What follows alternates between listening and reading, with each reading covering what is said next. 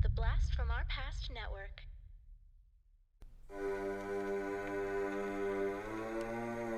Lock your doors, close your windows, turn out your lights, for chills and thrills await you. It's time for Podcasting After Dark with your hosts, Corey Stevenson and Zach Schaefer. Stay with a friend, say your prayers as grisly ghouls close in to seal your doom. Tonight's episode, Maximum Overdrive, starring Emilio Estevez, Laura Harrington, and Pat Hingle. Who made who? Who made you? Who?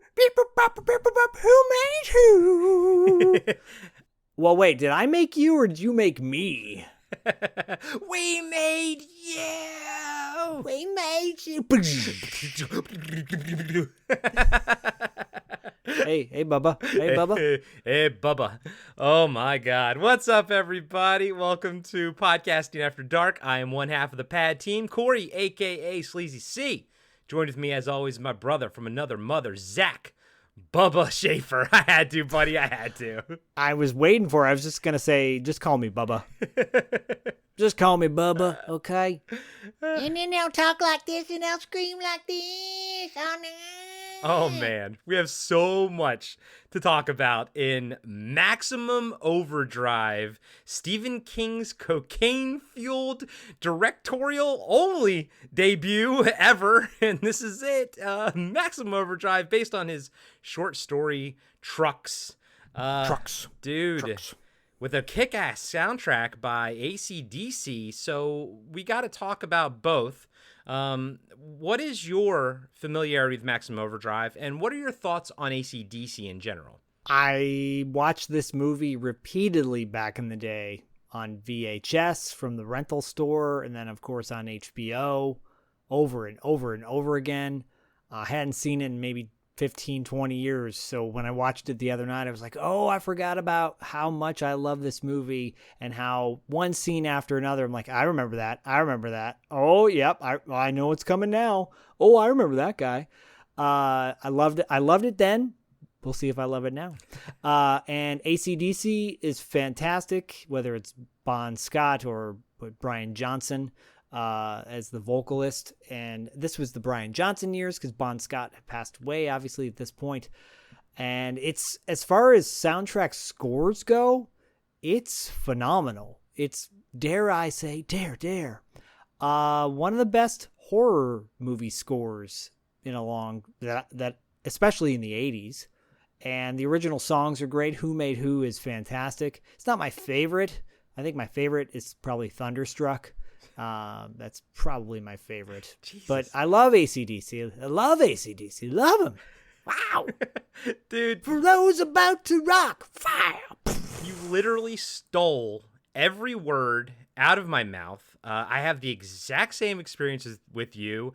I love the same AC/DC song. Thunderstruck is also my favorite. Love it. Love its use in Varsity Blues, by the way. It was a great So use. do I. I think they used it. Didn't they use it in Black Hawk Down, too? Or they used it in something else that had the similar effect where you're like, yeah, let's do this. Let's do this. Yeah. But dude, same as you, man. I watched this movie freaking religiously as a kid. So much. Same as you. And I hadn't seen it probably in like 20 years. But watching it, it's all flooding back to me like a comforting like food, you know? I'm just like, I love watching this movie. I love inhabiting its world. It's gruesome, it's scary, but it's a little, lighthearted, and it is what it is. Like, it's not trying to be something else. And I want to say, Stephen King gets so much shit for this movie. I don't think it's that bad. Like, I mean, we love it, but at the same time, we can tell when movies are good or bad, even if we do love them. I think this is a competently made movie. I think this movie's leaps and bounds better than Cyborg.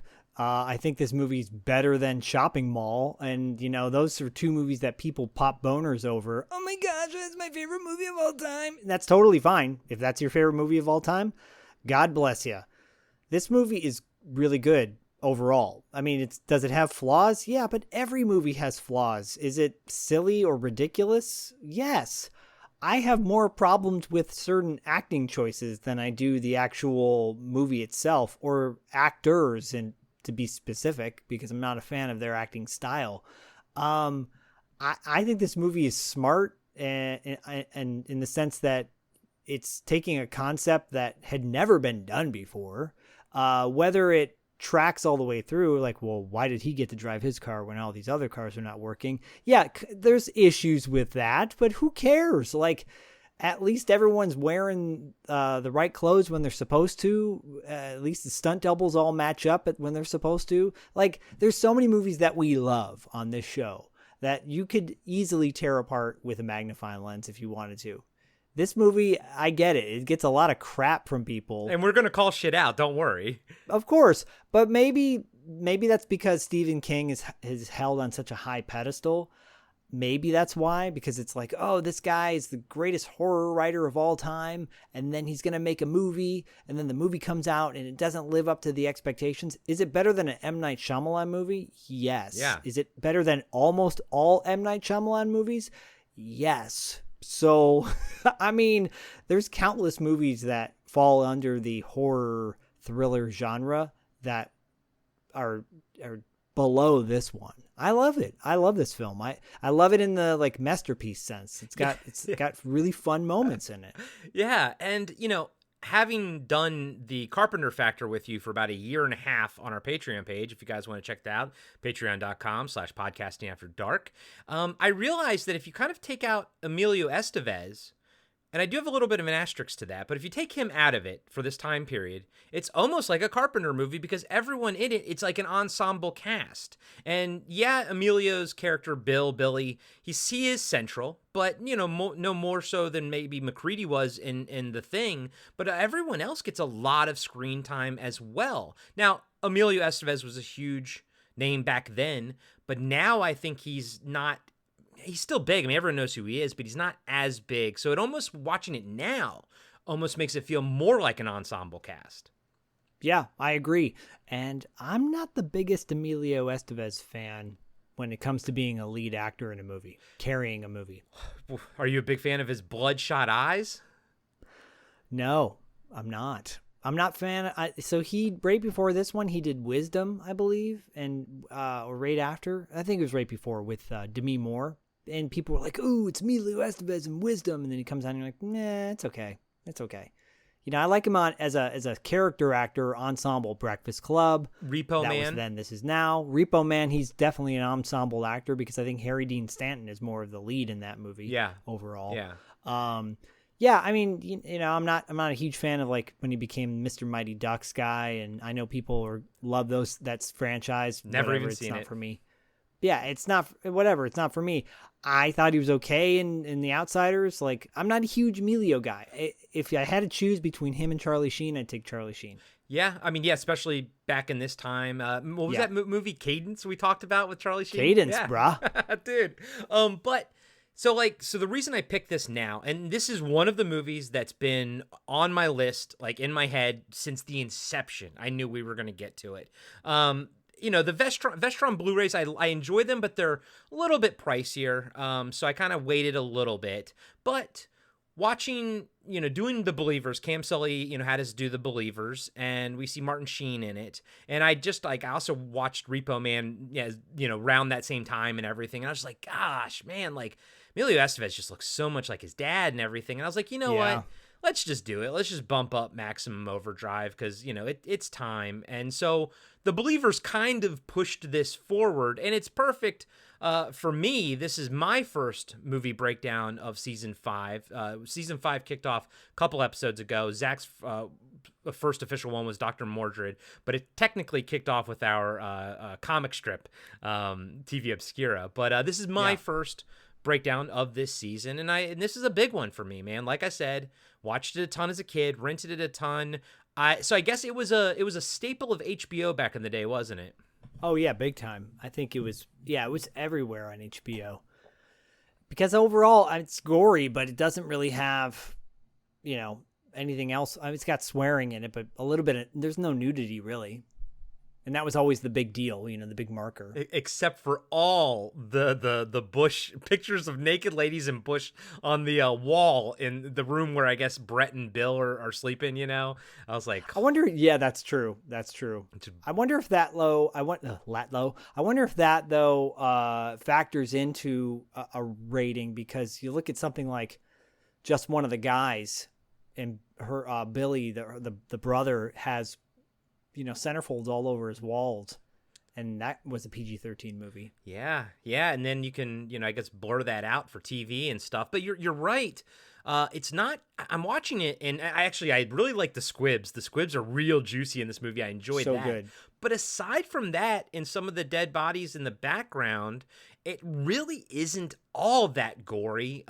We've seen worse, but it's definitely earns its rated R and everything. But for me as a kid, and even now watching it, I am shocked at how many kids die in this movie. I mean, that's one of the highlights, right? Sorry, I don't mean it in that gross way, but it's true. It's it's one of the highlights of the movie is seeing the carnage that ensues in that baseball scene, especially a kid getting run over by the steamroller. Now, I know that I was we were both around that kid's age when this movie came out, and as a kid, for me, seeing someone my age getting so having his peers killed and stuff like that gruesomely, that was kind of like The Blob when we covered the remake of The Blob, where that kid gets blobbed, in the sewers.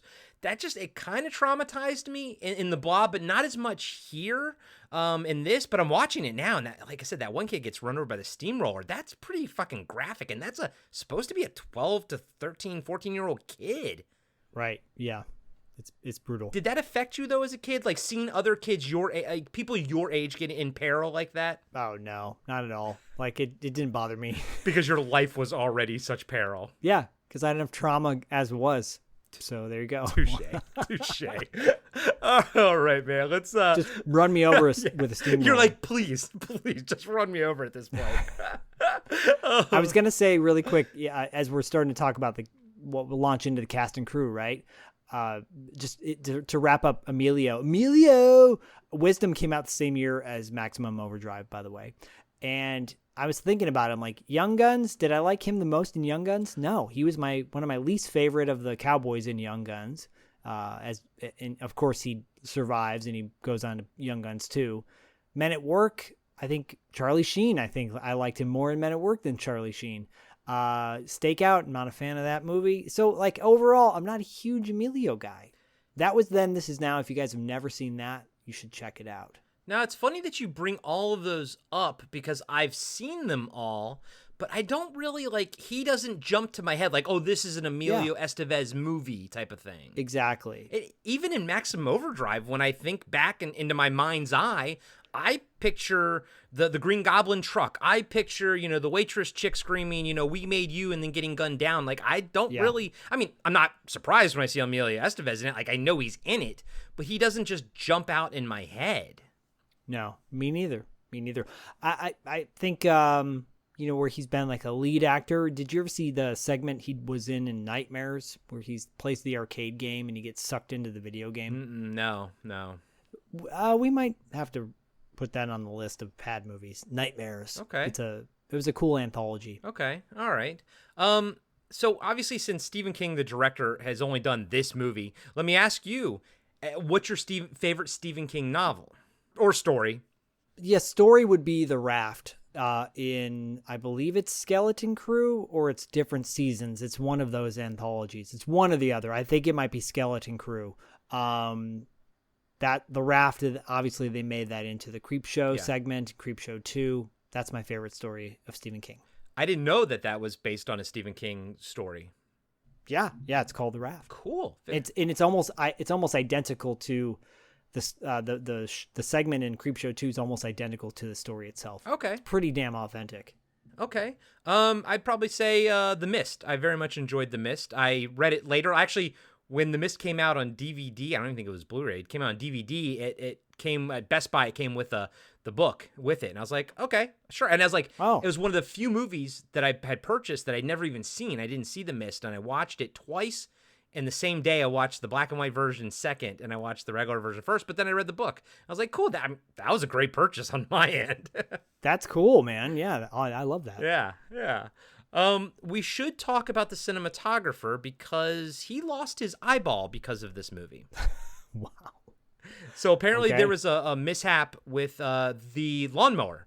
The radio-controlled lawnmower that chases the kid, and it veered off course, and it hit, I think, some wooden sticks that were holding up a camera or something like that, and of course it ground into them, shooting splinters out of it, and apparently one of the splinters hit him in the eye, and he eventually lost his eye because of it. Wow. And he sued Stephen King, I think, personally. This is Armando Nanuzzi is the cinematographer. And he's Italian, right? I believe so, because this is a Dino De Laurentiis production. Yes, and De Laurentiis obviously is a master producer. He's produced over 190 movies. It's crazy. You know, his I think his whole family is in the production business. Yeah. So you know, you look up his resume and it's pretty amazing. Yeah, and as far as the cinematographer goes, like, he's the only thing I recognize that he's done besides Maximum Overdrive is that Frankenstein Unbound movie with John Hurt was in it. Oh yeah, that was pretty bad. I know, but you remember the poster. It was a Roger Corman movie. Yes, it was. And Raul Julia was in it too, and Bridget Fonda. Like, you think that would have been a hit? Nope, it was a miss. Nope. Not a huge fan of Frankenstein either. Same. You know, that monster. I'm like, what is he? He's okay. There's I have sympathy for this guy. Give me Dracula or Wolfman any day. Wolfman. Wolfman. Real quick, I do want to say I watched on the Vestron Blu-ray. Has a great collection of behind the scenes stuff. And I watched the interview with Holter Graham. He plays Deke, the kid in the movie. Cool. He's from Baltimore, Maryland, by the way. Cool. And he said, I just want to retell this one story he had from set. And he goes, he walked by Stephen King. He saw that he was like working on a computer, like in the grass under some shade. And, you know, he's just like typing away. And he walks up to him just to be like, hey, how's it going and everything. And Stephen King looks up. He goes, I think I got a good one this time. It has a clown in it. And he was essentially writing it at the same time he was also directing and everything. And I think That's cool. Cocaine. Wow. Yeah. Yes, big time. Hey, kid, you want some candy? God, my God. Cocaine is amazing. All right. Yeah, it is. Take us into I wouldn't know. Take us into me neither. Take us into the cast, bro. I mean, besides Emilio, but we got Pat Hingle plays Hendershot, and Bubba. Pat Hingle is a legendary actor. Commissioner Gordon, Batman, 1989. Yeah, there you go. Yeah, I mean, he's one of those guys who's just been in a little bit of everything. You know, from The Quick and the Dead and Batman, and yeah, like so many classic kind of Hang 'em High, and Commissioner Gordon, obviously in the Batman series. He's a legendary actor, and he plays one of the most unlikable people. Like this movie effectively, this movie does a good job of effectively hating certain people. Like, you hate them. Yeah. Yes. And you are satisfied when they're dead. You're like, okay, yeah, he deserved it, or she deserved it, whatever, you know. One person who didn't die, and I'm like, that person could have died. We'll get to her in a second. Laura Harrington plays Brett. I remember her from What's Eating Gilbert Grape, and I saw her in that, and I'm like, that movie came out, I don't know, What's Eating Gilbert Grape came out 93. over 93? Okay, so I think she looks a lot younger in that, but she kind of looks older in this. Does that make sense? Yeah. Even though, because that came out after this did. Yeah, and she was in Adventures of Buckaroo Banzai and Paulie, if you want to mention that. We don't need to. She's from Ann Arbor, Michigan, though. She's from the Michigan state, from my home state. So yeah, shout out to Laura Harrington. She's great. Yeah, no, I like Brett a lot in this. One character I do not. In fact, I don't like her at all when it comes to on-screen work. I like her voice acting work, but Yeardley Smith plays Connie. I can't stand her voice. I cannot stand her voice. I couldn't stand it in Legend of Billie Jean. She was the one thing about Legend of Billie Jean I didn't like, and she's the number one thing I don't like about Maximum Overdrive. Yeah. Sorry, Yeardley. Yeah, I don't. I mean, At least, I don't think I dislike her as much as you do. But I understand why you do, and I don't love her, and I didn't love her in The Legend of Billie Jean, and I love that movie. Could have had less of her in that, could have had less of her in this, or had her get killed, like you. But I don't like hate her as much as you do, but I get it, man. I totally get it. Her voice is grating to me, and it's nonstop, and she screams through the whole thing. And when she's not screaming, she's asking really stupid questions, and she's just an annoying character. And it's not her fault, I guess, but it is her fault with her voice, and it is her fault with her her style. She it doesn't do it. It kind of annoys me. I'm like, I don't want to look at your face. I'll just go be Lisa Simpson for the rest of your life. That's cool. It does kind of make you wonder, how she got so many roles. Well, you look at the voice cast, at least, her and then the woman who plays Bart Simpson. The two of them, she was annoying in the Twilight Zone movie, the actor who plays Bart Simpson. I forget her name offhand. Oh, Nancy Cartwright? Yeah, she was in the TV segment, I think, when the kid in the Twilight Zone, the movie where the kid is he makes the TV stuff come to life or whatever. She's like the sister or whatever. Yeah. Yeah, and she's annoying in that. Yeah. She's their faces look annoying to me. I don't know why. I'm like, I don't want to look at your face right now. And for an on-screen actor, that's not a good thing. That's not a good thing. It never is. I don't know. Her Aziz Ansari I'd rather listen to Aziz Ansari whine all the time instead of her go whine.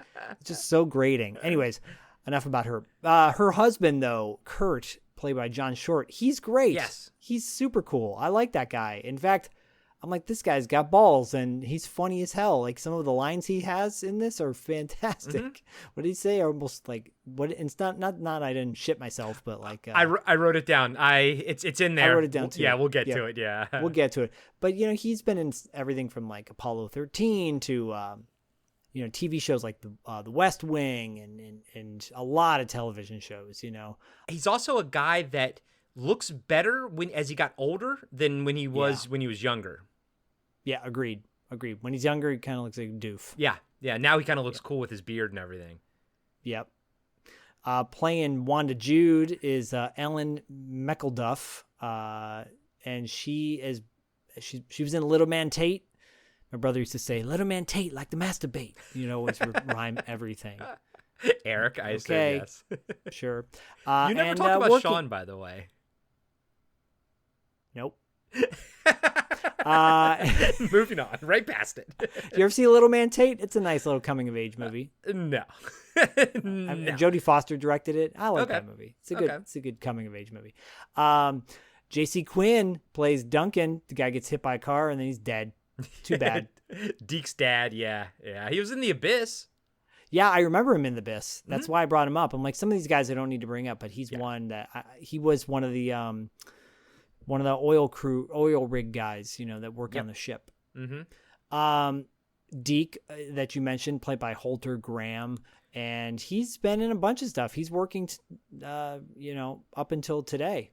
Yeah, and so, like I said, he's from Baltimore, Maryland, which I was like, oh, cool, that's awesome. Apparently, he also auditioned for Stand By Me, and he was like, he didn't, he was not nerdy enough to get the Gordy role, and then he wasn't sort of buff enough to get what's his name's role, and so he was kind of so it didn't really work out for him. But apparently Sissy Spacek kind of discovered him, and he auditioned for something that she was doing. He didn't get it, but for years she kept being like, oh, you need a kid, go check out this kid. She advocated for him for a while until he finally landed this one. That's awesome.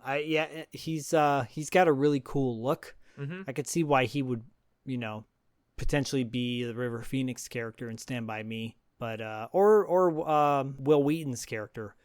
I could see him doing that too if he had dark hair. Yeah, and but then apparently he also auditioned for Silver Bullet as well. Oh, that would be cool. But man, Corey Haim's great in that. He was in the Warriors video game. He played a couple voices in the Warriors video game for Rockstar Games. He does a lot of voice acting for video games too, so that's notable. Yeah, he's like Red Dead Redemption as well and whatnot. Yeah, but definitely the Warriors. Yeah. Frankie Faison, and I'm wondering if he's Donald Faison's father. I wonder. Interesting. I want to kind of look that up now. Yeah. Let's do that. You talk, I'll look that up. Okay, so Frankie Faison is just a legendary character actor. He's been in, so many different things. You recognize him. The minute you see his face, you're like, oh, I know that guy. Coming to America, Do the Right Thing. That's just a couple that he's been in, but he's been in over 137 projects as an actor. So, I love this guy. He's just been in so much stuff. But he's not. Is he related to Donald Faison? No, apparently he's not. No, and that's like if you type in, it could like Google auto fills that one in pretty quick. So I guess a lot of people look that up. But no, he's not. They're not related. Okay, well that's interesting, and it's a pretty unique last name. Yeah. For sure. Well, and I also want to point out that that Faison was also in Manhunter the same year and The Money Pit the same year. So 2 other great movies. Manhunter is in my top 10 of all time. Just amazing. Yeah. Like Leon Rippey, when he popped up on screen, I was like, holy shit, it's the villain from Cuffs. Yes, that's what I was gonna call out because I fucking love Cuffs. It's his I haven't biggest seen it role forever, but I loved it, and he'll always be the villain from that in my head. Yeah, he was my that was my big surprising thing when he showed up as the villain in Cuffs. I'm like, that guy? He's a character actor. I've seen him in a bunch of things. Anyways, yeah, and then Marla Maples, who's related, used to be married to the former POS. Sorry, POTUS. Not POS. I keep POS. Yeah, a former president. He was married to one of our former presidents. The orange one. Yes. Interesting. I knew I recognized her name, and I was like, "Why do I recognize her name?" She's had like a couple small. I think she was a model, but she like plays second woman. Nothing notable, but is she the lady that Leon Rippey at the end takes the ring off of her finger? No. No, she's not. I didn't see her in this. I didn't recognize her. She maybe was one of the restaurant patrons. I don't know. But I think her other biggest movie was Executive Decision, where she played one of the flight attendants with Halle Berry. Okay. Halle Berry was in Executive Decision. That's crazy. I haven't seen Executive Decision probably since it first came out on VHS. And Marla, I wonder if when Deke is going through the town, if she's the lady that's in the window killed by her hairdryer or something. Makes me wonder too. Yeah, makes me wonder. Okay, interesting. And we have one more surprise, but we'll save it for when he gets revealed in the movie. We will. Yeah, I think I was just really quickly going to mention that apparently I think Marla Maples was in Righteous Gemstones. She played Gay Nancy. 3 episodes as Gay Nancy. Huh. I don't know who. I haven't watched that show recently, so. Okay. Yeah, we watched it. We watched the first 2 seasons, and we're a few episodes behind on the newest season, but we did start it. I don't remember. I don't know her offhand, so yeah, I'll just keep an eye out for her. But I see, even like now and as a kid, I just was never into like celebrity stuff. I didn't follow things like that. So like, her married to Rump. I didn't know any of that stuff, although it sounded familiar, but I just, as a kid, I wasn't into any of those things. It doesn't matter. It's more like, oh, that's interesting. Yeah. It's interesting factoid. She clearly has terrible taste in men. Yes, she does. That's a guarantee. That's a slam dunk, no doubt. And taste in men that you'd love to see get hit by a car, but we're not hitting them. We're not gonna. I'm trying to tee up something about. No, never mind. It didn't work. It just sputtered out. It didn't work. It sputtered out. It sputtered out like the trucks in Maximum Overdrive would have sputtered out if they ran out of gas. There you go. That's a perfect segue into the movie. So you want to start this off? You want to kick this off, baby? For those about to rock, fire. We salute you. Let's cheese grate our asses like that motorcyclist does when he goes off the bridge. Yeah, for sure. With Maximum Overdrive.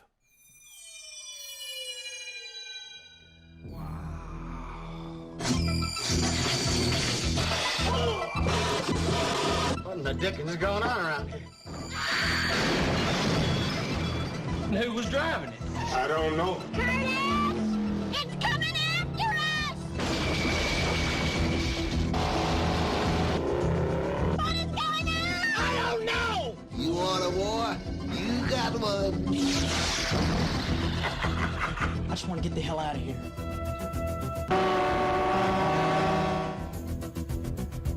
Please don't let us be in the dark. Help me.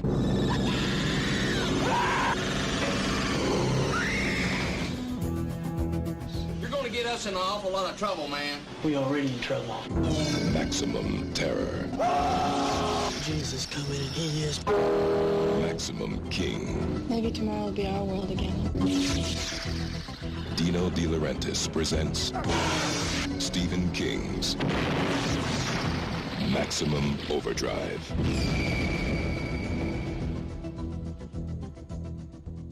The movie opens with Dino De Laurentiis Pictures, a film by Stephen King. We see the Earth from outer space. Then text appears as a green cloud engulfs the Earth. On June 19th, 1987, at 9:47 a.m. Eastern Standard Time, the Earth passed into the extraordinarily diffuse tail of Rhea M, a rogue comet. According to astronomical calculations, the planet will remain in the tail of the comet for the next 8 days, 5 hours, 29 minutes, and 23 seconds. As a kid, I always thought that was really cool. And I guess, what was going on with the zeitgeist at the time? Because we also have Night of the Comet as well, around the same time. Yeah, as a kid, I loved it. And now I'm like reading it and I'm like, that's a lot to take in the beginning of this movie. Yeah. So, because it's hard to track the days, how many days it's been. They kind of sum it up at the end of the movie. But yeah, no, it's really cool. I love setups like this. These are cool intros. Like, what is that thing? When you see the spaceship in the beginning of Predator crash on the Earth, or like I love that stuff. I love when you're setting up this weird otherworldly thing that's gonna mess up society. Especially if it's like something that's entirely Earth consuming. I think that's really wild. Right. Fade into Wilmington, North Carolina, which is also pretty much where they shot the entire movie. They built the entire Dixie Boy and everything. That's a completely built building for them. But they also filmed this movie in July and August in the South. And they said it was humid as hell. That's obvi. Yeah. Makes me not want to go to the South. No offense to anybody that lives down there. Well, all our friends in Florida, y'all know what... how brutal it can be in the humidity and the mosquitoes and whatnot. Shit, dude. I remember I had to move my dad's, house last August, and it was just pure humidity. I lost like 10 pounds. My shoes and socks were soaking wet. My shoes and socks are soaking wet. Sue everybody. Who you got? Sue you. Sue you. Cut to an exterior shot of a bank, and the text ticker above the door goes from telling the time and current temperature to saying fuck you. And I like how there's no music cue to sort of tune in on it. I wish that they didn't dolly in on it. I wish that they left the shot sort of static and that you almost didn't even notice it. Me too. But it's hilarious. It's a hilarious way to open the movie. Yes, exactly. We see Stephen King walk up to an ATM at the bank and try to use it, but the screen calls him an asshole.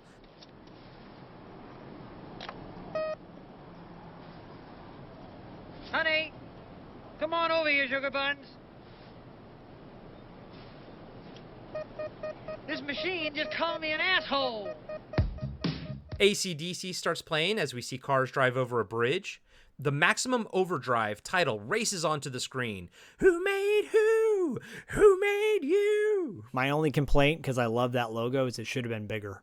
Yeah, dude. Very tiny. The text for the opening credits is very tiny. Yeah, it's not quite as bad or off-center like Split Second. Still the worst title card ever in the history of podcasting after dark movies that we've discussed. But Yep. that Maximum Overdrive title is so coolly made, and it looks great. I would have had it on the screen even longer. I would have made it bigger and longer. I would have made it bigger and longer Yeah, too. Hey-o. Hey-o. And the AC/DC logo is sick too. Like they show the actual logo of the band. Mm-hmm. How cool is that? Yeah. No, Very. It's very cool. But it's like a thumb. It's a thumbnail. You know, it's tiny. Yeah. Yep. As the traffic is going across, we see two guys in the bridge control room playing cards. Suddenly, the machine comes to life, and the bridge starts riding up without the lights going red or the gates going down. So it's like a drawbridge type of thing, or whatever they're called. Yeah, it's one of those bridges that opens for boats to come through. Yeah. As the bridge rises up, cars on both sides start tumbling into each other, sending drivers through windows and a motorcyclist into the river below. Next, a truck falls in, and chaos ensues as the bridge raises to its full height. Get a lot of chaos and a lot of craziness here. I didn't call every bit of it out, but somebody flies through a window. It's pretty awesome. It's pretty awesome, and just two things that stand out to me is the motorcyclist who slides down the bridge. The bridge acts like a cheese grater where it slides off his butt. So when he flies off the bridge, you see pieces of his ass coming off. It's gross and hilarious. And then a guy in like a white douchey like tennis outfit slipping on watermelons is hilarious too. Yeah. No, it's a lot of watermelons awesome in this scene. A lot of watermelons. Because apparently there's a watermelon truck, I guess. Yeah. Guess so. Cut to a black 18-wheeler with a giant green goblin face on the front, driving down the highway. And yeah, dude, I mean, that is 100% based on Marvel Comics' Spider-Man's villain, Green Goblin. It's so cool. Like, Yes. the minute you see that pop on, I'm like, who made that? Who made that? I want to get a truck like that. How come Matchbox or Hot Wheels hasn't made a truck with that on there? They made a Christine car. They made like a cinema movie cars line where they put and like... Christine is just a car. Like, It's you know? Yeah. But they didn't do that for... Who made that? They should make that. Well, come on. So, I mean, is it because it doesn't really have a proper name? I mean, I'm going to call it the Green Goblin the entire movie, but Toy maybe truck. it doesn't, like, you know, like Christine is Christine, and I think I think they made the car as well, but that's also like the title of the movie, so it's real strong. It's called like The Car, and then of course the Phantasm Cuda and whatnot, but maybe it's because there's no like proper way, like, you know, way of calling this. It never has a name to it, even though the side of the truck says Happy Toys. That doesn't really work. You want something more sinister. That's a toy line that people should get on that I think would sell really well. Horror cinema cars, the Cuda, the Cuda that you mentioned, the car, and the truck from the Toy movie. But no, you do like and then go deep into Total Recall, like the taxi cab that he drives around in, and the Johnny cab. Yeah, I mean, I had the Blade Runner vehicles back in the day. Like, make the Mad Max car in a Hot Wheels version. They never made that. Yeah, the All last of of them. the V8s, baby. What the hell? Come on, you're sitting on gold right now. It makes you wonder, though, with this, if it has something to do with the Marvel licenses or something. Now, apparently, I mean, I read nothing and have heard nothing about Marvel taking any kind of action like against it, so I don't know. Clearly. Yeah, it's clearly the Green Goblin. Clearly. I don't know. Okay, found my voice for the rest of the episode. Yep, there it is. We knew we'd get to something, right? So it pulls into a gas station / diner, so a truck stop, so called the Dixie Boy. So this truck stop has a separate building for showers, and this is all, of course, going to be important later. And then, you know, the main building itself is kind of like a diner, you know, / arcade in the back, and then on the side it looks like it has like a mechanic shop and stuff like that. So it's like a full-service truck stop. Yep. Two mechanics are sitting out front talking baseball. One's older, Duncan, played by J.C. Quinn, and one's fatter, Joey. The older one gets up to take care of the Green Goblin. The driver, Handy, played by Frankie Faison, gets out, and they greet each other like they're old friends. Handy walks into the truck stop and up to the diner counter. There are a handful of other truckers in the place and a waitress, Wanda June, played by Ellen McElduff, and Bill, played by Emilio Estevez, is working the grill. Wanda June fiddles with the radio and remarks that it was just working a minute ago. Handy asks her for some coffee when she's done. The waitress shoots him a glare. The owner of the truck stop, Hindershot, Pat Hingle, pops out of his office and tells Bill to come in there. Bill says he has eggs grilling, but Hindershot tells Wanda to leave the radio alone and mind the eggs. I want to point out too. You mentioned the heavy set. Joey, heavier mechanic, Joey, yeah. And we talked about this on another discussion the other day. I like seeing heavyset guys in like sympathetic roles who are not assholes, which was a kind of a stereotypical thing in the 80s and 90s. If you're like the heavyset guy, you were the bully or you were the idiot. And while he's not the sharpest tool in the shed, he's not a bad character. He's not a bad person. Yeah, he's not just a straight up piece of shit or something. I'm surprised. Always pretty surprised that he makes it to the end of the movie and everything. Me too. And for all the reasons you just said, because growing up in this time frame, movies would always show, the heavier guy is being the bully or the dumb redneck or whatever. And yes, like you say, he's not the sharpest tool in the shed, but he's not a bad person, it doesn't seem. No. Why couldn't they let Caleb Emery live in Summer of '84? Yes, exactly. Because it was gut-wrenching, and we're still talking about that movie. That's why Caleb Emery couldn't live.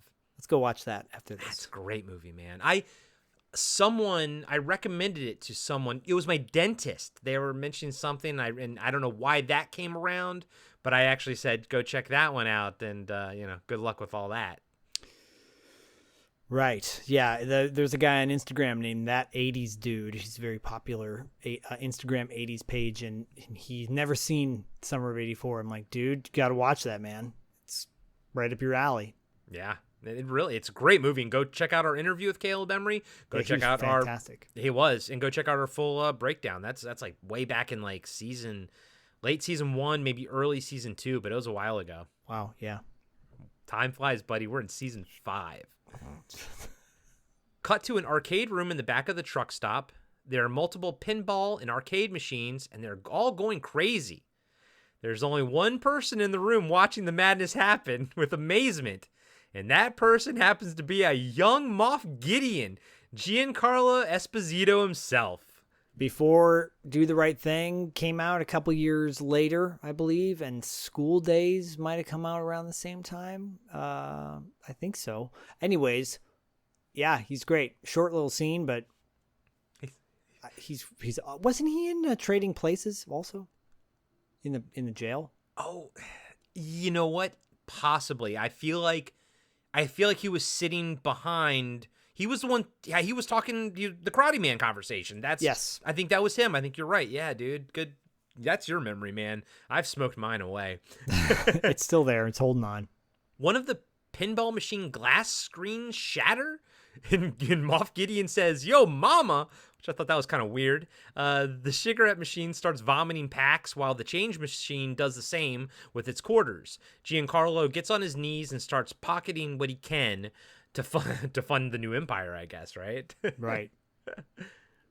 You're all caught up with Mandalorian, aren't you? I am, to fund his chicken empire too on Better Call Saul. I know, or Breaking Bad. Breaking Bad, yeah, I know, and I know that's where sort of everyone sort of knows him from. But spoiler alert, I've never seen Breaking Bad. Wow. And I will say, because I've only seen season 1 of The Wire, if I'm going to watch anything that's older, I have to go watch The Wire, because I'm from Baltimore, and they won't let me back if I don't watch The Wire. That's hard to watch. That's hard to watch. I know. Because I'm like, this is really outdated. Which, The Wire or? Yeah, The Wire. Oh, okay. It feels really outdated. But when's the last time you watched it? I want to say 5 or 6 years ago I tried getting back into it, and I was like, no, this is not feeling it. I don't know. Okay. No, jaw feel, buddy. Jaw feel. Jaw feel. But you've seen Breaking Bad, right? Oh, I've seen the entire series. I thought it was one of the best television series of all the times. I mean, I would like to watch it one But day. I'll put Fargo above that, so you should watch Fargo instead. I've seen season 1 and season 2 of Fargo. I've seen season 1 of Fargo like 4 times. I love that season. It just gets equally as good every season. Season 2 was great, and I would like to. I always wanted to move forward, but TV. I don't have time to watch much TV, unfortunately. No, we're too busy breaking down movies for podcasting after dark and $2 late fee. Yeah, pretty much, guys. Pretty much, and both at the same time, coming very soon. Right. Yes, very soon. Outside, we see very soon. very soon. Outside, we see Duncan minding the hose while he fills Green Goblin with guzzling. If this were Mad Max World. It should be noted that $10 got him about 16 gallons. Holy shit. As Arnie would say, the good old days. Exactly. The pump stops, and Duncan checks it by looking into the nozzle. Don't ever do this, kids. It sprays him in the eyes, and he falls to the ground screaming. Stupid fool! Yes! That was great. I don't know if you can top that one, but that was perfect. I'll do my best. Cut to the heavier mechanic, Joey, putting a wet rag on Duncan's eyes while another mechanic, Steve, calls Hendershot in the truck stop to tell him there's been an accident. Back in Hendershot's office, he doesn't seem too concerned about Duncan. Flush his eyes and leave him alone. I got me some talking to do in here. I gotta wipe everyone's ass around here? Shitty job, but I reckon someone's gotta do it. Ain't that right, Bubba? Oh my god. It's one of the most annoying things in the movie. Because he calls people Bubba, but then his license plate is also Bubba, so is he also a Bubba? Or is the car a Bubba? And why Bubba? Like, why is that the word that he chose to, like, latch onto? I don't know, maybe because when I was a Bubba, I got diddled by my Bubba, and then because of my Bubba, it's permanently tattooed on my Bubba. My Bubba got bubbaed. Jesus. Oh, man. Yeah, it's wild, dude. It's fucking wild. Bill looks annoyed and says, let me get this straight. You want me to work for 9 hours, but only clock in for 8. Bill says, screw that. Hendershot holds up Bill's time card and has a red star on it. He asks Bill if he knows what that means. Hendershot answers for him. On parole, boy. Either your ass belongs to me or it belongs to the state of North Carolina. He doesn't say Bubba there, though. Bill says Hendershot has one hell of a racket going on. The old man sends Bill back to the grill knowing he's won. Thank you, Bubba. Back to the grill again. The grill again. Back to the grill. Nope, doesn't work. Doesn't work. Nope. You're like, that's why I didn't do it. Yep. I was doing 90s hip hop there. You're like, I'll let you do it and fail. Yes. Crash and burn. Fuck you. Fuck you. As Bill walks back to the grill that Wanda June has lost complete control of, he looks at all the time cards on the wall, and over half of them have red stars. As Wanda tries to make eggs on the grill, we see an electric knife spin towards her. She doesn't notice because she's too distracted, and as Wanda reaches for a plate, the blade turns on and cuts her forearm deep. She screams, knocking the knife to the floor, and Bill rushes to her aid. Other patrons stand up from their tables and booths to see what's happening. The knife then slices her foot through the shoe. It stops, and Bill tells someone to go get a rag. One of the truck drivers says, like a dick, "Did that knife go rabbit on you, sweet thing?" Wanda says, "It turned on all by itself and bit me." I don't think I'd say bit me. I'd say sliced me, but okay. Right. The other truck driver says it was probably a short circuit, but then the knife turns on and Wanda screams. Bill grabs a hammer and smashes it to pieces. So the special effects guy in this movie, obviously, famously, I should say, a lot of people know this, there was a lot of gore cut from this film by the MPAA because this is now we're going into the latter half of 1980s. We all know the Friday 13th films and everything in the late 70s, early 80s. You know, all was it even late 70s? Anyways, the earlier ones all had better gore because the MPAA hadn't really gone to things hard. Right. Now they are, and this movie's gonna it's gonna get chopped up. But I think. And I'm going to ask if you agree, but I kind of feel like you do. I like the amount of gore that we have on screen. I like what we're left with. Oh, yeah. I mean, yeah, you don't need to get too graphic with this one. It's fine. It's totally fine. Yeah. And the special effects guy who worked on this film, he worked with Tom Savini on Invasion USA. So he came right off of Invasion USA and came on this show. I said it twice. Came on this! Came on you! But yeah, and which actually made me take notice. I was like, I didn't realize Tom Savini worked on Invasion USA. Neither did I, but it makes total sense. Especially that cock shot scene. Yeah, dude. Still one of my favorite scenes in like any movie ever. Billy Drago gets his balls blown off. And that lady gets tossed out the window after she gets the cocaine thing shoved. Oh my god. Slams her head on the What's the guy's name? The bad guy's name where he's like, oh shit. What is Chuck Norris? Yeah. Like, fuck. Now everyone's gonna be screaming at us. We gotta fucking find it. I know. Hold on. It's Richard Lynch. Oh no, Rostov. Oh, you're forgetting what his name was. Yeah. Rostov. Yeah, that movie was great, and that's another one that was I think season 1. You brought that one to the table. Invasion USA is awesome. Hell yeah, dude. In the arcade, Moff Gideon is about to walk out with his pockets full of quarters and cigarettes when he looks over at an arcade machine and the screen hypnotizes him. He walks up to the machine, touches it, and it starts electrocuting him. In the diner, everyone hears the noises coming from the arcade, and Hendershot says, "Now what?" We see Giancarlo fly back and land on the ground dead. Bill walks up to the arcade and slowly walks in. All the machines are sparking and going crazy. Bill and a couple patrons look over and see Moff Gideon dead. Another thing I like about this movie is how quick everything starts. Yeah, I love it too. Just like, let's go. Just right into it. But if that's cocaine filled, then give me more. Let's not spend 30 minutes trying to get to the whole, point of everything. Let's just go into it. We can explain along the way. Yeah, and this movie is a cool 98 minutes. I mean, it's perfect for this kind of movie. Yeah, I agree. Cut to a baseball field, and a Little League baseball game is being played. As the game ends and all the kids cheer, one of the coaches says he's going to buy everyone sodas. We see him walk up to the machine and put his money in. But when he presses the button, nothing comes out. The coach starts hitting and kicking the machine while the kids on the team watch. Just then, a can shoots out of the machine and hits the coach right in the balls. He drops to his knees as another one hits him in the chest. Then finally, one hits him in the forehead. And it's going to kill him, but I wrote it killing him, but it doesn't kill him right away. This was another effect that got dropped. He was supposed to have a giant welt form on his forehead, like the blood bladder was supposed to get huge and just basically start shooting blood out and everything. Oh. And it looked cool, and they had shots of it in the documentary. Again, this Vestron Blu-ray has a lot of extra features. Cool. But I, again, like how you don't see that and you only sort of see the aftermath of it. Yeah, me too.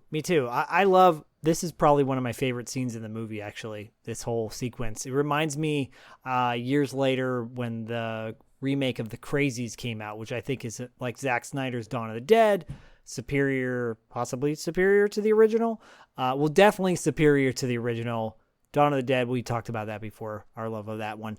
But the baseball scene in The Crazies when guy just goes off, starts shooting people on the... I think that came out around the same time there was an actual shooting where there was like a Republican shot at a baseball game. Oh, shit. Bad timing. But anyways, it reminded me years later. I'm like, oh, it's like the scene in Maximum Overdrive. It's great. Asshole coach probably, getting sodas for the kids, but it's shocking. Yeah. And what follows that scene is even more shocking. And I'm with you, dude. This has always been my favorite scene. This like segment, I guess, in the movie. And I'm with you with The Crazies. I've seen the original. I actually bought the Anchor Bay clamshell. Same. and I was like, yeah, I was excited to watch it. And I liked the cover with the gas masks and stuff. Yeah. But I was like, it was okay. It was fine. It was one of those movies that was like, it was fine. But I thought that the Timothy Olyphant remake, I mean, he's always great, but I really enjoyed that one. That movie's awesome. If you guys have never seen it, go watch it after you watch Maximum Overdrive again. And we're going to bring up Zack Snyder's Dawn of the Dead again at the end of this movie because there's some parallels for sure. Yeah. Yeah. And by the way, the Coke cans were made out of foam, and the kids would have fun during the scene getting hit by it. They were all having a good time getting hit by the Coke cans and everything. That's awesome. One kid says, "What the hell?" And the machine starts shooting cans at them as they scream and run away. Deke, Holter Graham, puts on his catcher's mask for protection, and Army crawls up to the coach to check on him. I like that, by the way. I'd like to try to actually see if he was okay. Yeah, he's a cool kid. The coach has a giant bloody dent in his forehead, and he's twitching on the ground. Like, the twitching, to me, and, like, looking and twitching is scarier and more traumatic than, like, having his head, like, explode or something. Yep. He's got a bloody dent in his forehead. Well, the welts start coming and the welts start coming. Coke cans are flying. And This is a very musical. It's going to be a very musical episode. I could see it. I promise you guys, I will not sing Sublime in this one, though. I know. Deke runs away, dodging soda cans and jumping over dead kids on the ground. Dead kids. That's another one we broke down. Yes, right? Deke watches as one of his friends crashes his dirt bike and then gets run over by a steamroller. It starts chasing him too, so Deke gets on his bike and pedals fast. So that steamroller scene, I always forget that you can, for a second, see the kid from the other angle. I mean, first off, I always think it's scary enough that you see it from the steamroller's point of view, and the kid kind of puts his arms up to sort of protect himself. Same. And then you see it from the other side, and apparently they'd shot this twice. Once with a blood gusher and the head kind of erupts, but the other one without blood, so it's a fake body. He said it was used in Dune or something, David Lynch's Dune, and he got it because that was a Dina De Laurentiis picture as well. Oh yeah, okay. And so he said the fake head is filled with like that foam that you see like cushions on your couch, that kind of that tan foam. And he said when it got run over, the foam exploded out of the top of the head. He goes, it looked so disgusting. It looked like brains. And it wasn't even the intent. They didn't even try. He wasn't trying to do that because it looked worse than the blood because it just looked like the kid's brains exploded out of the top of his head. Yikes. Yeah.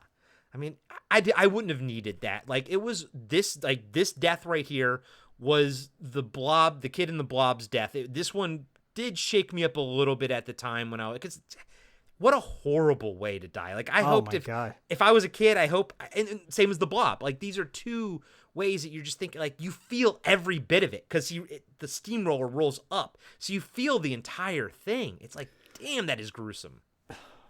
Dumb ways to die. So many dumb ways to die. Get rolled over get crushed by a steamroller. Yeah, man, don't crash your bike, dude. Yeah, right. Cut to a car driving down the same North Carolina highway we saw earlier. Inside, a sleazy traveling salesman is driving, and a young woman is in the passenger seat, and that's Brett, played by Laura Harrington. Now, we didn't call him out before because he's kind of a big bad guy name. So who plays the sleazy traveling salesman? Yeah, Christopher Murney. I think, first of all, I hate his character in this as well. He's another character I absolutely hate. Yes. But this dude was in everything from Barton Fink to Last Exit to Brooklyn, but I think most people will recognize him from two roles. The Secret of My Success, where I think he was like Michael J. Fox's boss when he was in the mail room. Okay. And also in, of course, The Last Dragon as Eddie Arcadian. Yeah, see, I've never seen The Last Dragon, which I need to because we love Briscoe County Jr. and everything. You sure do. I mean, yeah. we might get to that down the road on $2 late fee for Martial Art Madness next year. But yeah, I mean, he's been in everything from like The Taking of Pelham 1, 2, 3 in 1974 and Slapshot as well. So yeah, Christopher Murney. Yeah. Slapshot, baby. Slapshot's the one with the triplets, right? Yeah, the Hanson brothers. Yes, I was thinking, I was like, I'm not confusing that with Goon, am I? Which I've seen Goon and I've seen Slapshot. Both of them are great. I probably liked Slapshot a little bit more, but then I'd say I liked Goon more than I thought I was going to. Now you need to see Youngblood with Rob Lowe, Keanu Reeves, and Patrick Swayze. Yeah, I want to see Last Dragon first. Yes, you need to see that first. But yeah, I'm with you, dude. He is probably my least favorite character in the entire movie. And it's all by design. You know, like Hendershot's annoying by design. He's annoying and horrible by design. Yardley Smith, I don't think it's by design. It's just Yardley Smith. She's terrible. Yes, she is. Screaming Shrew! There it is. Another winner. He asks, and by the way, real quick, he's never referred to by name in this movie. He's salesperson, at least what I saw. Yeah, but he has a name in the credits, though. Or on IMDb, the character has a name, and it's... Yeah. Asshole number 2! But so he has a name, though. It's Camp Loman. I'm like, where does that even pop up in the entire movie? I don't know. The Camp Town Loman... Came down, bring the down, doo-dah. So you're gonna find out real quick he's a sleazebag. Yeah. He asks how far up the road she's going while rubbing her leg like a creep. Brett removes it and says, "Depends on how long you can keep your hands to yourself." He laughs and says, "Just drifting, huh?" She fiddles with the radio and tells him to shush when she hears something. Reports of strange occurrences are pouring in all over the wire services. We'll have more information soon, but until then, we repeat. If you are on or near a major highway, get away at once. The salesman takes a swig from his flask, and Brett says, "Shit," and hits the radio as the broadcast goes back to static. He puts his hand on her leg and tells her to calm down. Brett tells him to pull into the Dixie Boy truck stop, and if he doesn't stop rubbing her leg, he'll be wiping his ass with a hook the next time he takes a dump. He says he never heard no talk like that when he was a boy.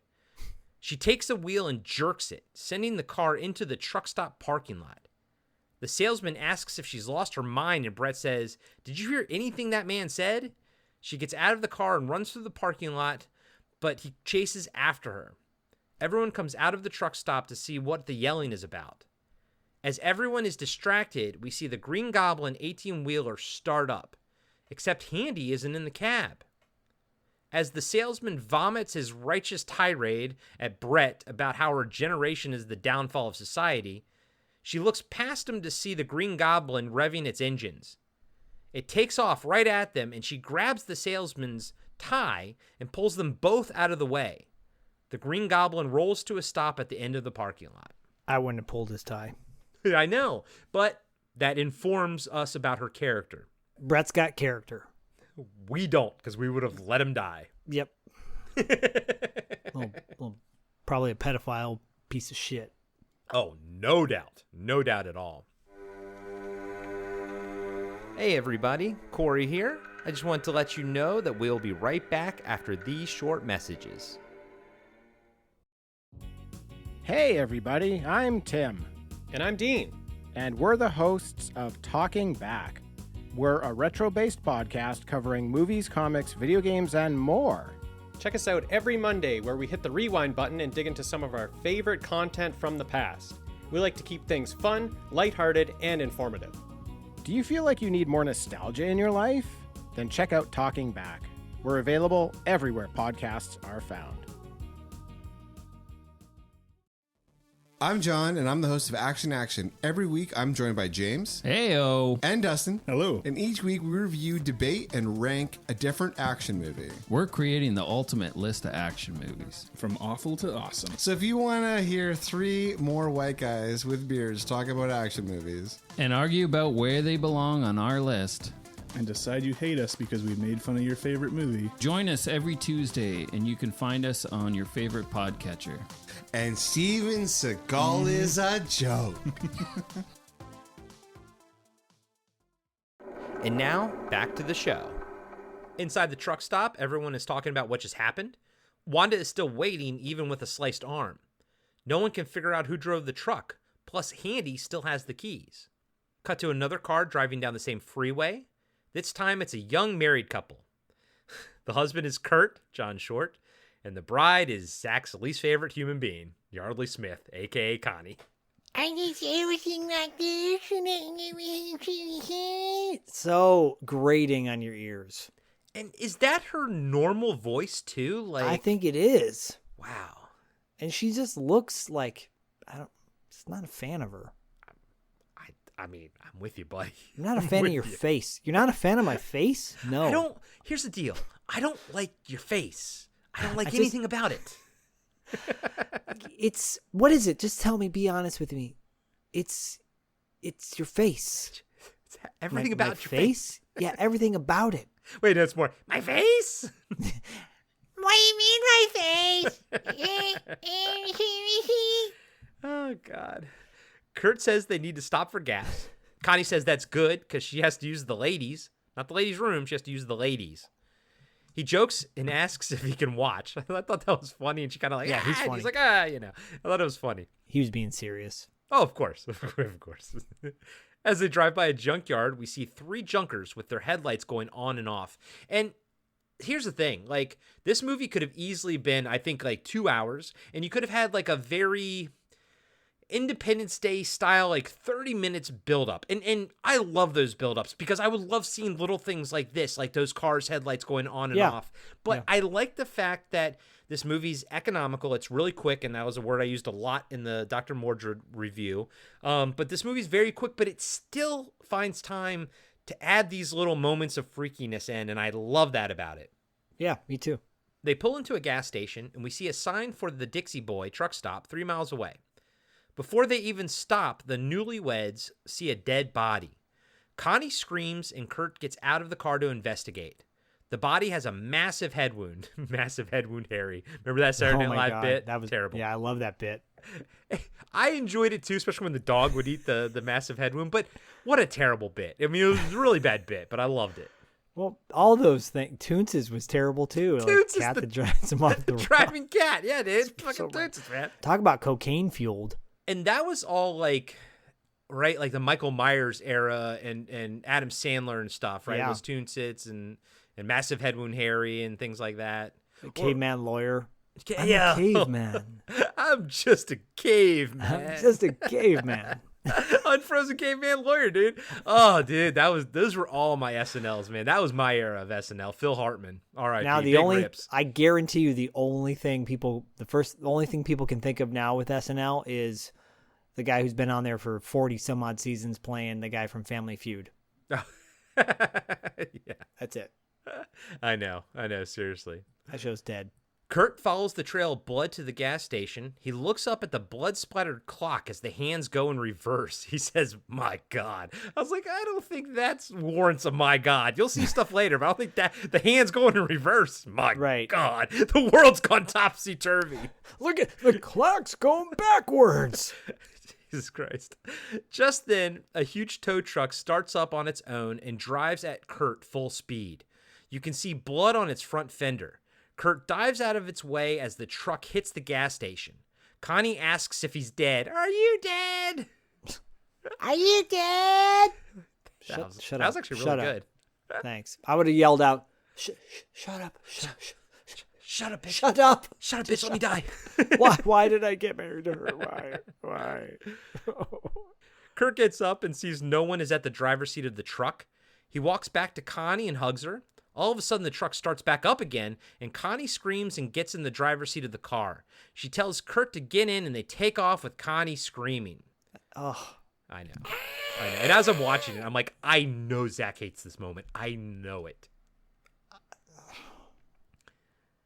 Back at the Dixie Boy, we see another 18-wheeler pulling into the parking lot. In the arcade, Hendershot and Joey, the heavier mechanic, are surveying the damage. The owner asks if Joey put the body downstairs like he told him to.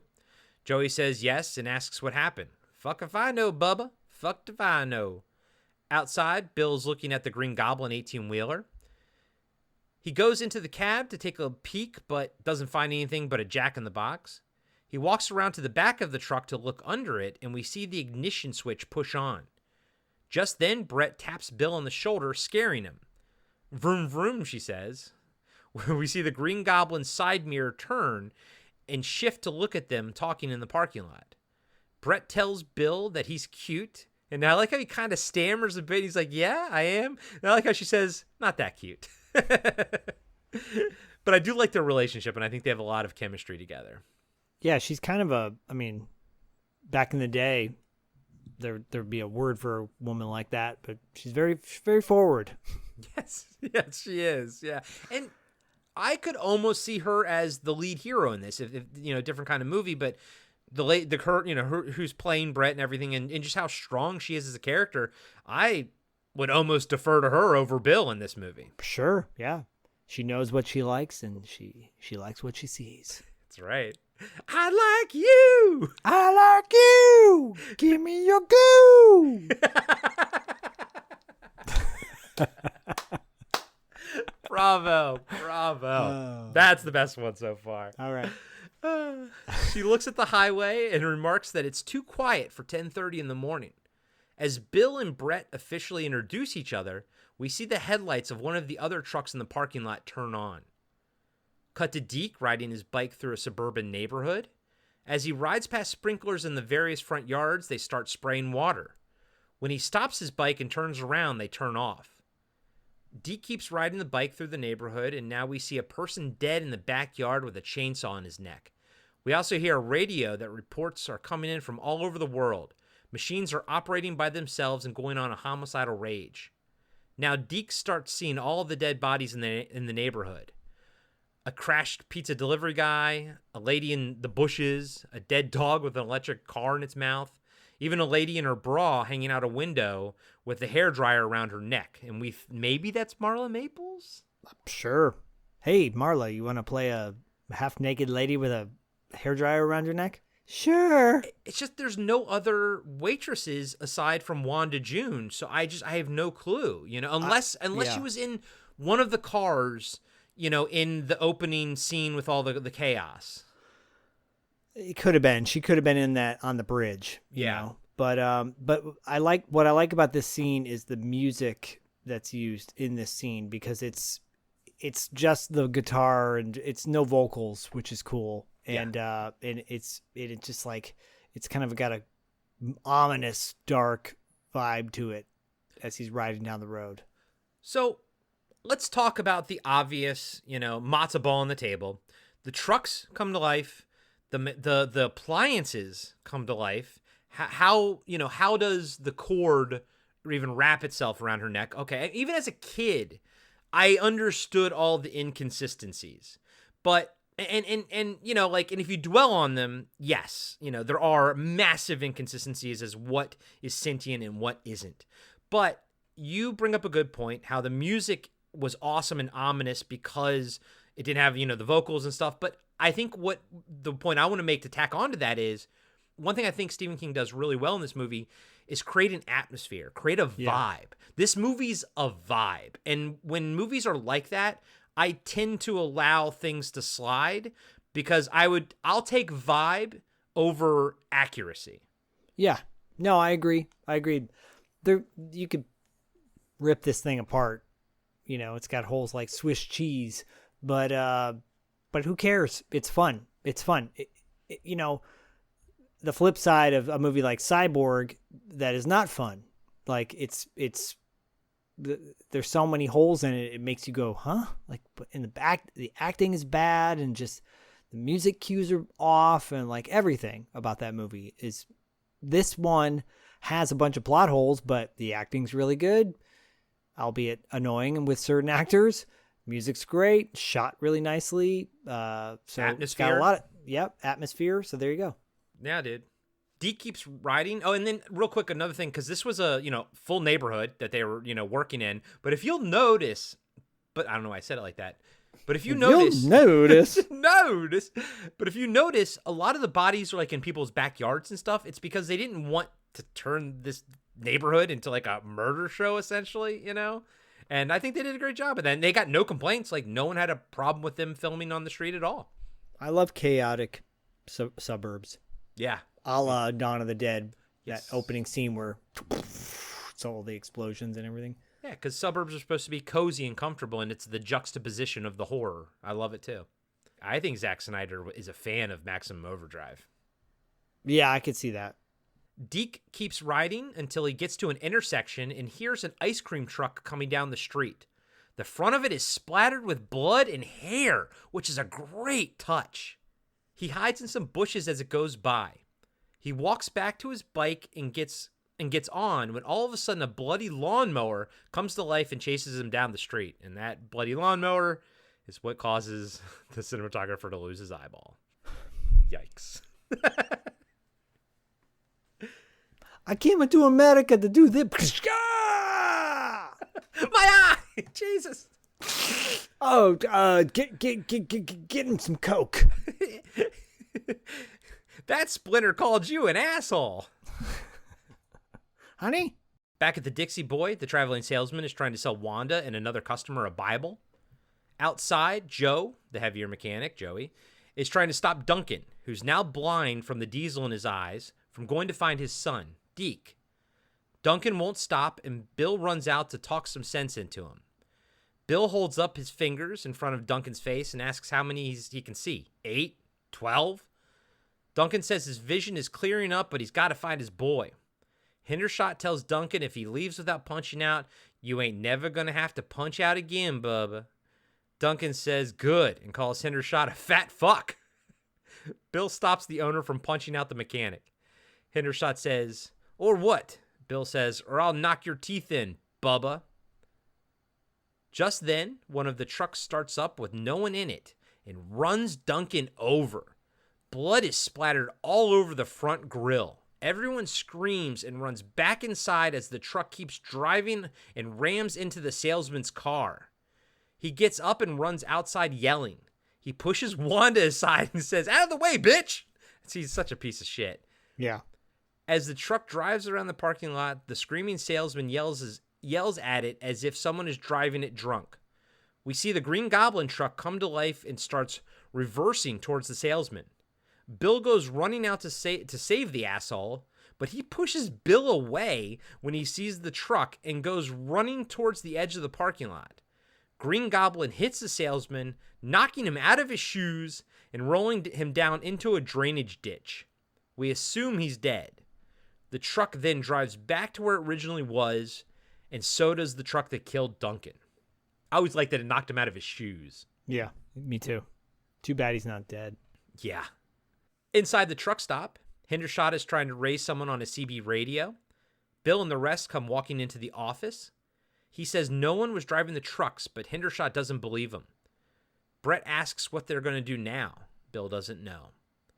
Outside in the parking lot, Handy and another mechanic quickly wrap Duncan's body in a blanket. Inside, Bill talks to Brett through the bathroom door as she changes. She says, that salesman had his hands all over me, and he's dead now. I don't want the smell of him on me. Handy and the mechanic carry Duncan's body inside the truck stop and put it in the back room. Actually, it's not the back room. I think they put it in the gun locker place area. Yeah. Whatever. Outside, all the trucks come to life and start revving their engine. They honk their horns and begin circling the truck stop. There are about 20 different trucks of various sizes. Really quick, the scene where Brett changes her clothes, apparently that was like an added-on scene. I don't know I think it was the producers wanted her to be a little more sexy, so they put her in like a more revealing outfit to show off her legs, which is lame, but you know, it is what it is. So that whole scene was just created, that like throwaway line was get her in a more revealing outfit. Yeah, I mean, it didn't seem like we really learned anything from that scene, like character-wise or anything. It does feel tacked on now that you say it. Yeah. Her whole delivery, too, is weak on that. His sense on me. I don't want him on me. Yeah. It's still better than... She's probably like, fuck this. Yeah. Cut back to the newlyweds, Kurt and Connie driving down the highway. Oh, boy. No one is going the direction they are going, but on the other side of the road is a wall of 18-wheelers going by. Connie asks where they are going, and Kurt says he doesn't know. He tells her to try the radio, but it's just static. Connie screams as a truck shoots out in front and almost hits them. Kurt says he just loaded his pants. That's what it is. That line is gold. I just loaded my pants. That's great. It's the same scream, by the way, that she has in Legend of Billie Jean when they shoot out the rear window of the car. Yes. Just that same annoying, shrill scream. And Yes. Curtis looks like he wants to be like, can you just shut the fuck up? I'm just trying to drive here. What's it going to be in 20 years, buddy, when you've been married to her for that long, you know? And he's like, what did I do? What did I do? What did I do? You can see their future. If they survive this and everything, you can see what their future is, and I don't think it's good. She's giving birth. Oh, what did you do to me? You put that baby inside me.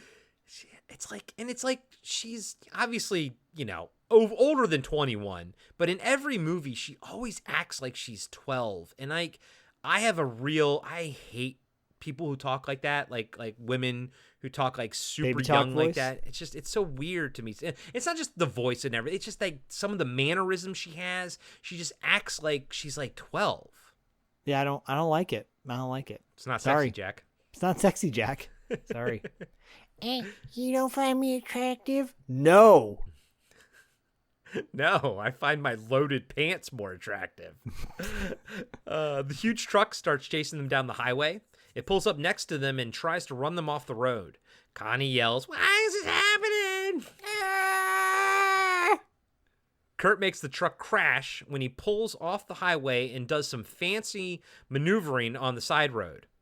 They pull over next to a sign for the Dixie Boy, and Connie screams, "What is going on?" And Kurt yells back he doesn't know. He says they can call the police from the truck stop on the billboard. And I like how he kind of loses his cool with her right there, but that's going to be the only time he does, though. Yeah. Yep. He'd rather dig around in a sewer than have to be around his wife. Yes. But he's like finger banging her in the stall at one point. Yeah, I'm like, jerking he's him totally off. finger banging her. I know.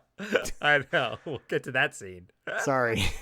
Nah, we'll get to that It's scene. true. Yeah, I know which exactly. And even as a kid, I knew what was happening, you know? I mean, call a spade a spade.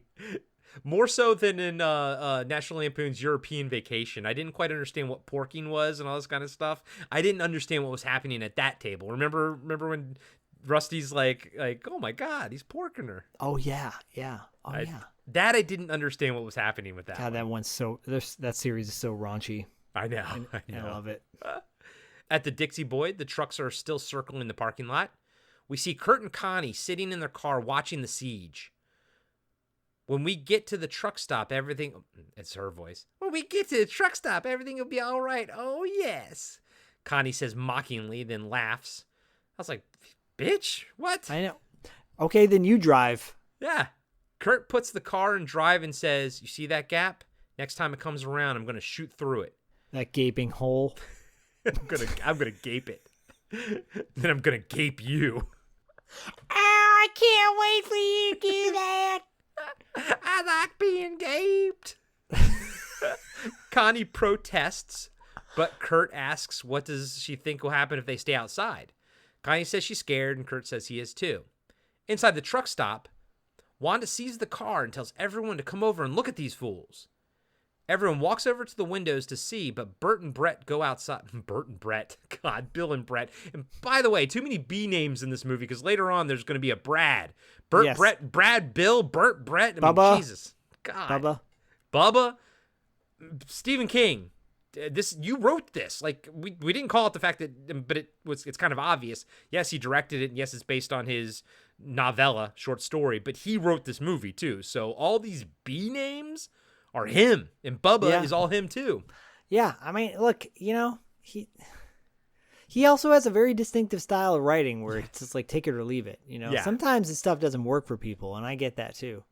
A lot of times it's his endings too. He doesn't know how to stick those. Mm-hmm. Did you ever see Dreamcatcher? God, that movie's a piece of shit. I hate that movie. That's one of the worst.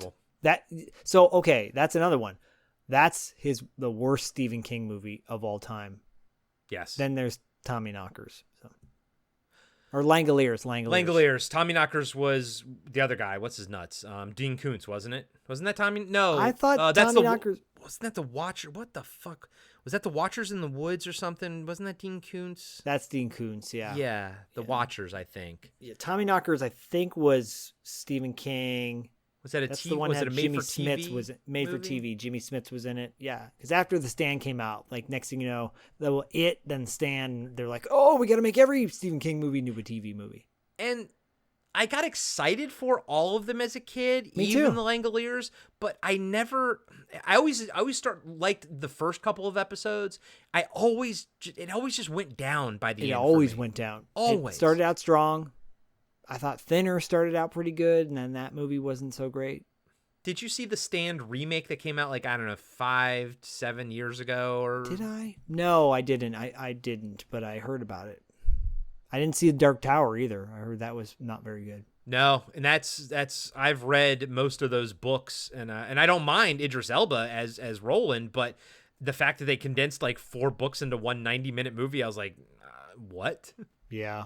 No. Late. Will you read those books to me again, Corey? Kurt says to Connie, hang on tight, and punches it for the gap. He almost makes it when a truck hits the car's trunk and sends it flying through the air and landing upside down. Brett and Bill run to help. Kurt gets up and opens the door while Bill cuts the seatbelt for Connie.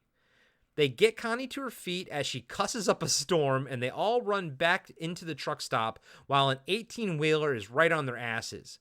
Before they get inside, we see Joe and Hendershot standing right by the door. Hendershot has a bazooka and says, all right, Bubba, stick this one in your cheek, and fires the bazooka, blowing up the truck. Joey reloads the bazooka, and Hendershot blows up another 18-wheeler. Now I'm set, Bubba. Hoo-ah! Connie, Kurt, Brett, and Bill get to their feet and run inside the truck stop. Bill asks Hendershot where he got the bazooka, and Joe almost says that it's from a bunch of stuff that they have, but Hendershot tells him to shut up. They all go inside the truck stop as more trucks appear and fill in the gap. Great car crash. Yeah. They should have been dead. Yes. I would have been okay with that. Yes. If Curtis could live and, sorry. I mean, if Curtis had to die for Connie to die, I would be okay with that. Yep, me too. But then we would get no finger banging scenes, so. Yep. Oh, do it again. It's okay. Flick my bean, flick my bean. Inside the mechanic shop, Brett is looking at Duncan's pictures of Deke. Bill walks in and she asks how the newlyweds are doing. He says, heart rates are slowing down a little bit, I think. Bill looks at her long straight razor and asks, mother's helper? Brett says, a girl hitching her way down to Florida needs some protection. She slides it into her boot. Bill asks if that's what she's doing. Brett says, that's what I was doing before every machine in the world went into Maximum Overdrive. Yeah, they said the name. I would have loved if she said that and went, who made who? Or just looked right at the screen, Yeah, Maximum Overdrive. Not gonna lie, I do love it when they say the name in the movie. It was so forced, but it was funny. Yeah, total, completely forced. Even the character was like, "Why am I saying this?" Yeah. Not the actor, but even the character was like, exactly. She says she's scared and starts crying. Bill walks over to her and says, "If I put my arm around you, would you stick me with that thing?" Motioning to the blade in her boot. Brett laughs and says, you don't stick a person with a straight razor. It's more like, she makes a slashing motion. And she's like, right. And I wouldn't. And Bill puts his arm around her and they hug. I like how they don't kiss right here. I like how they hug, and I thought this was sweet. Yeah, no, their relationship's cool. Yeah. And I think she's the big piece of that. Yes. I actually really like, what's the actress's name again? Laura Harrington. Yeah. I think she's really good in this. Yeah, no, I agree. Overall, she's a really good actor. Cut to Deke looking at a burned up tow truck on the side of the road and saying, holy cow. Oh, that's the tow truck that Connie and Kurt caused to crash. I didn't put that together. Yes. Okay. It shows that he's on his way, basically. Right. All of a sudden, we see a POV shot from inside a small airplane, and no one is at the controls. As it's flying, Flight of the Valkyries is playing. Deke looks up and sees the airplane flying right towards him. He dives into some tall grass for cover, and it flies by. He gets back on his bike and starts pedaling down the highway. Now, it's weird because it makes it seem like the Flight of the Valkyries is actually coming from the airplane, because when Deke looks up, it's like it's a plane at a distance. Like, it seems like it's further away. Yeah. And that that was Flight of the Valkyries, wasn't it? Flight of the Valkyries, Flight of the Valkyries, Flight of the Valkyries. I would have liked it if... yeah, go ahead. No. I would have liked it if the plane turned out to be a model plane. And then he's like, oh, shit. But then this goes after him. Yeah. Like, yeah, who cares? I know what you mean. Like if it's a little plane or something, just like you think it's big, and all of a sudden, you know. Yep. Then he hits it with a baseball bat or something. In Apocalypse Now, it's Flight of the Valkyries that's playing on the stereos when they're flying the helicopters, isn't it? Yeah. Yes. Okay. Flight of the Valkyries. That's the wrestler Bryan Danielson. Daniel Bryan in the WWE. In the WWE. That was his theme. Flight of the Valkyries. That's public domain, right? That song? I think so at this point, yeah. Because it's like Mozart or whatever it is, right? Yeah. Yeah. Mozart. Mozart. Woof. Big woof. Can we get shit in the booth now?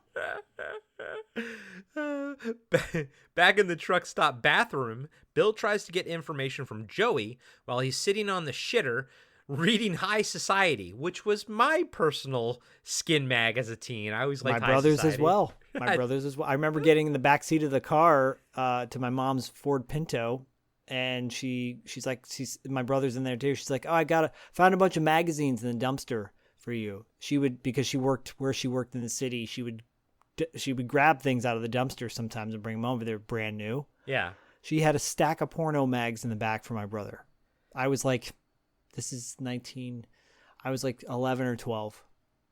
And I'm like, what? This is disgusting. And how old was Eric at the time? 17. So, okay, so she's almost 18, and she's bringing home porno mags for him because she's a single mother, right, at the time? Well, no, we had my stepdad at this point. Yeah. Okay. And he had a subscription to Playboy. Well, that's classy. I mean, so I have a friend, I don't want to call him out too much, but I have a friend who, unfortunately, his father passed away when, like, he was, like, I think 4 or something, like, real young, and his older brother, a few years older and everything, but, like, the mom, who, she was obviously none of that was planned, obviously, right? So she has to raise these 2 boys. Yeah. She grew up with like all sisters, so she's like, I don't know what to do with boys. And she wound up like at one point when the older brother was probably more like 14 or 15, she found a bunch of Playboys at a yard sale, and she's like, boys like Playboys, I guess. Like he's gonna have to learn somehow, I guess, and brought him home. It just like seems like, and then I just see parallels with your mom, like with that and stuff, and I'm just like, is that an 80s mom thing or something? Yeah, I think it is, because then you realize, oh shit, this could go down a bad rabbit hole. But is that sort of in lieu of having the birds and the bees talk? I think so. Okay. We never talked about it. Okay. I had mine with my stepmom. It was very awkward. Yeah. Yeah. I used to hear my mom, so that was very awkward. I know, buddy. You've told me. Oh, yeah. You can cut that. You're like, I won't. You'll never know. Oh, wait, can we look at that magazine again in the stalker? Yeah, anyways, I love this because he's sitting on the shitter, reading a porno mag, and you're like, oh man, this guy. Yeah, and you know what? I'm not gonna lie to you. They do the actor dirty because they insert a lot of fart noises and everything. Yeah. And I'm like, you didn't, just because he's a bigger guy, you don't have to do that. You didn't have to do that. But so Bill's asking him about the weapons that Hendershot has. Tell me, man, does he really got like a lot of firepower down in the cellar? Joey farts and says, well, you heard him tell me to shut up, didn't you? Come on, Joey, this is serious. Joey sighs and says, he's got a lot. Bill asks, flamethrowers, rifles, what? A wet fart comes out of the stall, and Joey says he's going to get them in a whole lot of trouble. Bill says, in case you didn't realize it, buddy, we're already in trouble.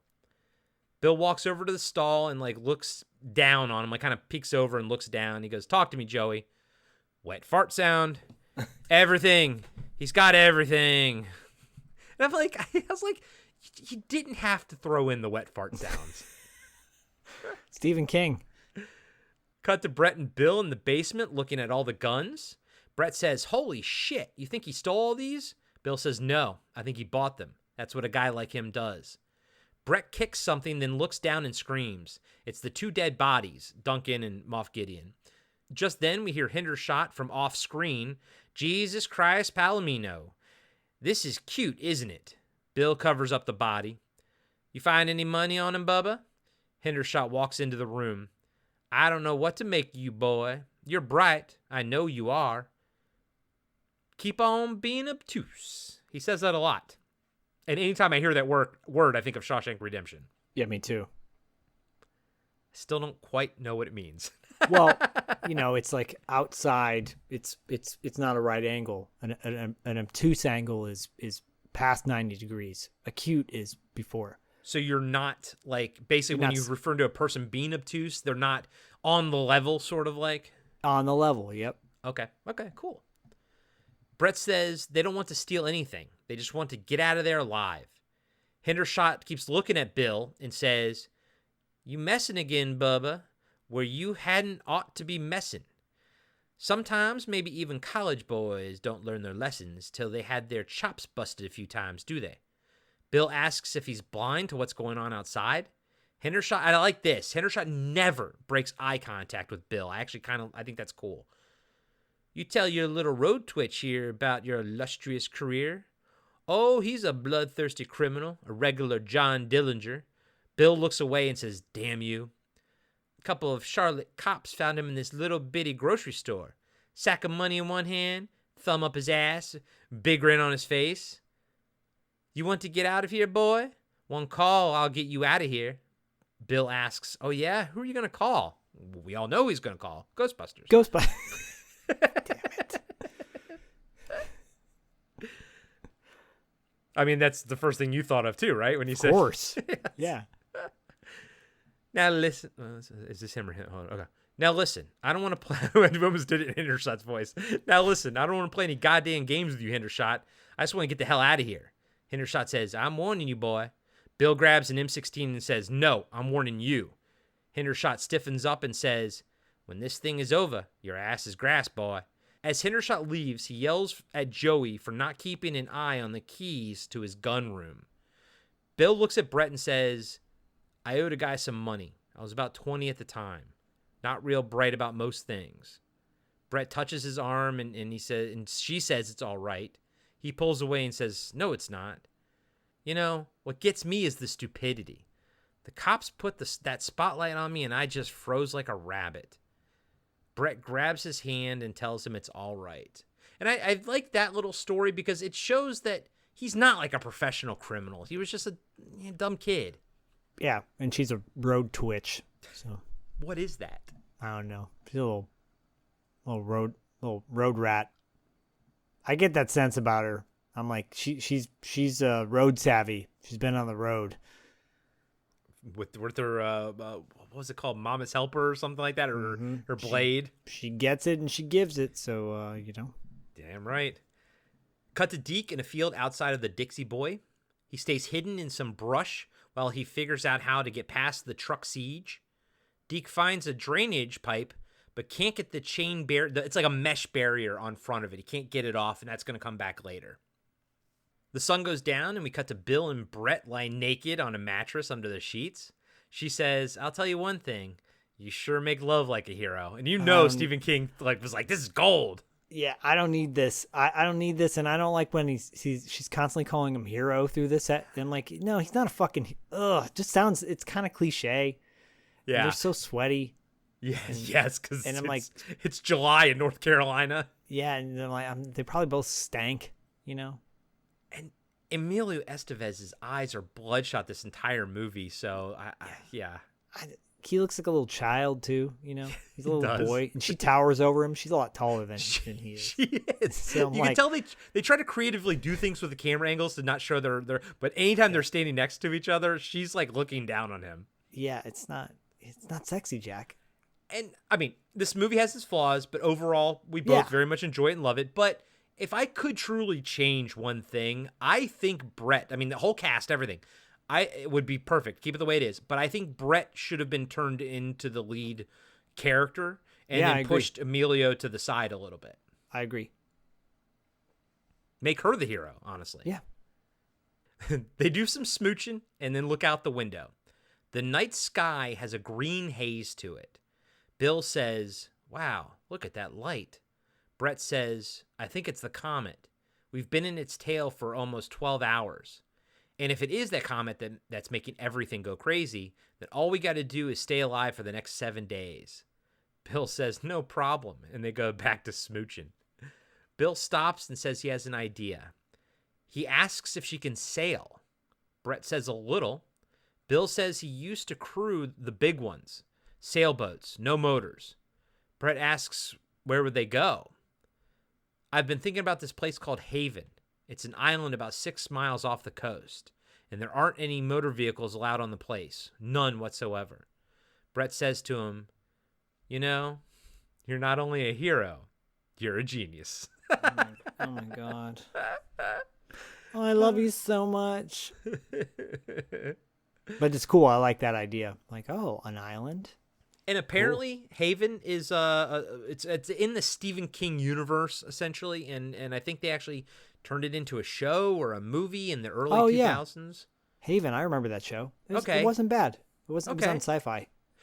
Is that the one that all of a sudden had a dome on top of it and no one could figure it out? Or was that called The Dome? I think that was called The Dome, but I think that was also a Stephen King one as well. Yeah. Wasn't there a show that you and I were watching with the guy from The Rocketeer was in it? Yes. They were in the Arctic. There was like an alien goo or something. Yeah, Japanese. There was like a Japanese guy. Yeah. And I know, I think we made it through the first season or almost to the end of it, but I know that show never had a conclusion. I think it fizzled out, but yeah, we were watching that. I forgot what it was called. Bummer. Yeah. Yeah, Billy Campbell was in that. Yes. But that was around the same time Haven. Haven was like a quirky, right? I feel like it was a quirky show. Like sci-fi version of Picket Fences or something. Okay, yeah. That's ringing some bells, dude. That's ringing some bells. Early 2000s, I think I was still in Maryland or about ready to come out to LA. But as soon as I come out to LA, I don't have cable anymore. So like Sci-Fi Channel stuff, I don't see. I have a giant gap basically, in my viewing because of that. Me too. In the diner section of the truck stop, Joey is putting quarters in the jukebox. As AC/DC starts playing, the thing blows up. One of the truck drivers shakes his head and smokes his cigarette. The whole goddamn world is going tits up. We see Wanda June is drunk and saying they can't do this. "We made them!" She smashes the beer bottle on the table and it shatters. "They can't. We made them." Now look, honey, you're gone and hurt yourself. Now come on, sweet thing. "Don't you sweet thing me!" Now Wanda June, baby, just... "They can't. We made them." "You can! We made you! Do you hear? Where's your sense of loyalty, you puky thing? We made you! We made you! Oh, we made you! We made you! They can't! We made them! We made them!" One of the trucks breaks off from the siege and heads right towards Wanda. Bill picks her up and carries her back into the truck stop diner as she keeps screaming, "We made you!" Once she's inside, all the trucks start honking their horns in unison as the power goes out in the Dixie Boy. Wanda screams, and everyone looks outside as the trucks keep circling the place. Now, I was, again, I hadn't seen this movie in 15, 20 years. I was the Michael Cera gif from Arrested Development because I thought this is when she gets gunned down, and I was like, it's happening, isn't it? I was so excited. I was like, oh yeah, it's later. It's when she has the bazooka. Yeah, me too. I'm like, oh, this is the part, right? No, damn it. It's because the squibs in this movie are so gushy. I love them. I love when people get shot in this movie. Oh yeah. It's great. It's coming up. Yeah. There's a time jump, and everyone is just sitting in the dark and getting on each other's nerves, except for Kurt and Connie. They're fooling around and finger banging each other in the booth in the back. I mean, it's pretty obvious. Yes. And like he's got his like jacket on top of, and it's like pointing up, and so I think she's giving him a hand job, and he's flicking her bean, and yeah. Oh, it's so gross. Oh no. Man, I was insanely hungover this morning, by the way. Really? Yeah, I drank a lot of whiskey when we were recording last night. Were you? Yes. Were you? Yes. Bill and Brett are playing cards and betting with peanuts to pass the time. Brett looks out the window and says there are a lot less of them. Bill says, looks like they're running dry. She says, maybe tomorrow it'll be our world again. Bill looks at her and says, was it ever? And that's another one that I'm sure Stephen King was like, this is gold. Yeah. Oh, God. Commentary, social commentary. Right. Just then, they hear a gurgling scream coming from outside, then a high-pitched whine. Then it turns into a grotesque, help me. Yeah. Everyone gets up to look outside, and Brett says, oh, God, it's that Bible salesman I rode with.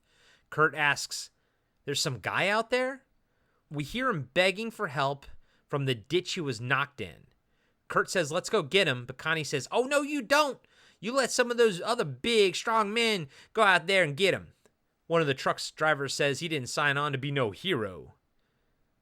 Kurt walks towards the front door, but Bill stops him and says, you can't get there from here. Kurt asks if they're just going to stand around and listen to him die. Bill says there might be another way. And Bill actually says, it's like the joke says you can't get there from here. And I'm like, I don't know that joke. Who wrote that joke? Stephen King. Yeah.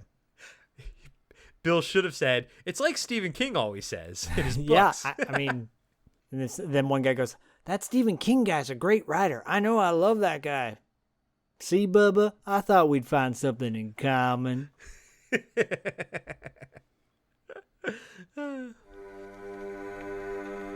Hey everybody, Corey here. I just want to let you know that we'll be right back after these short messages.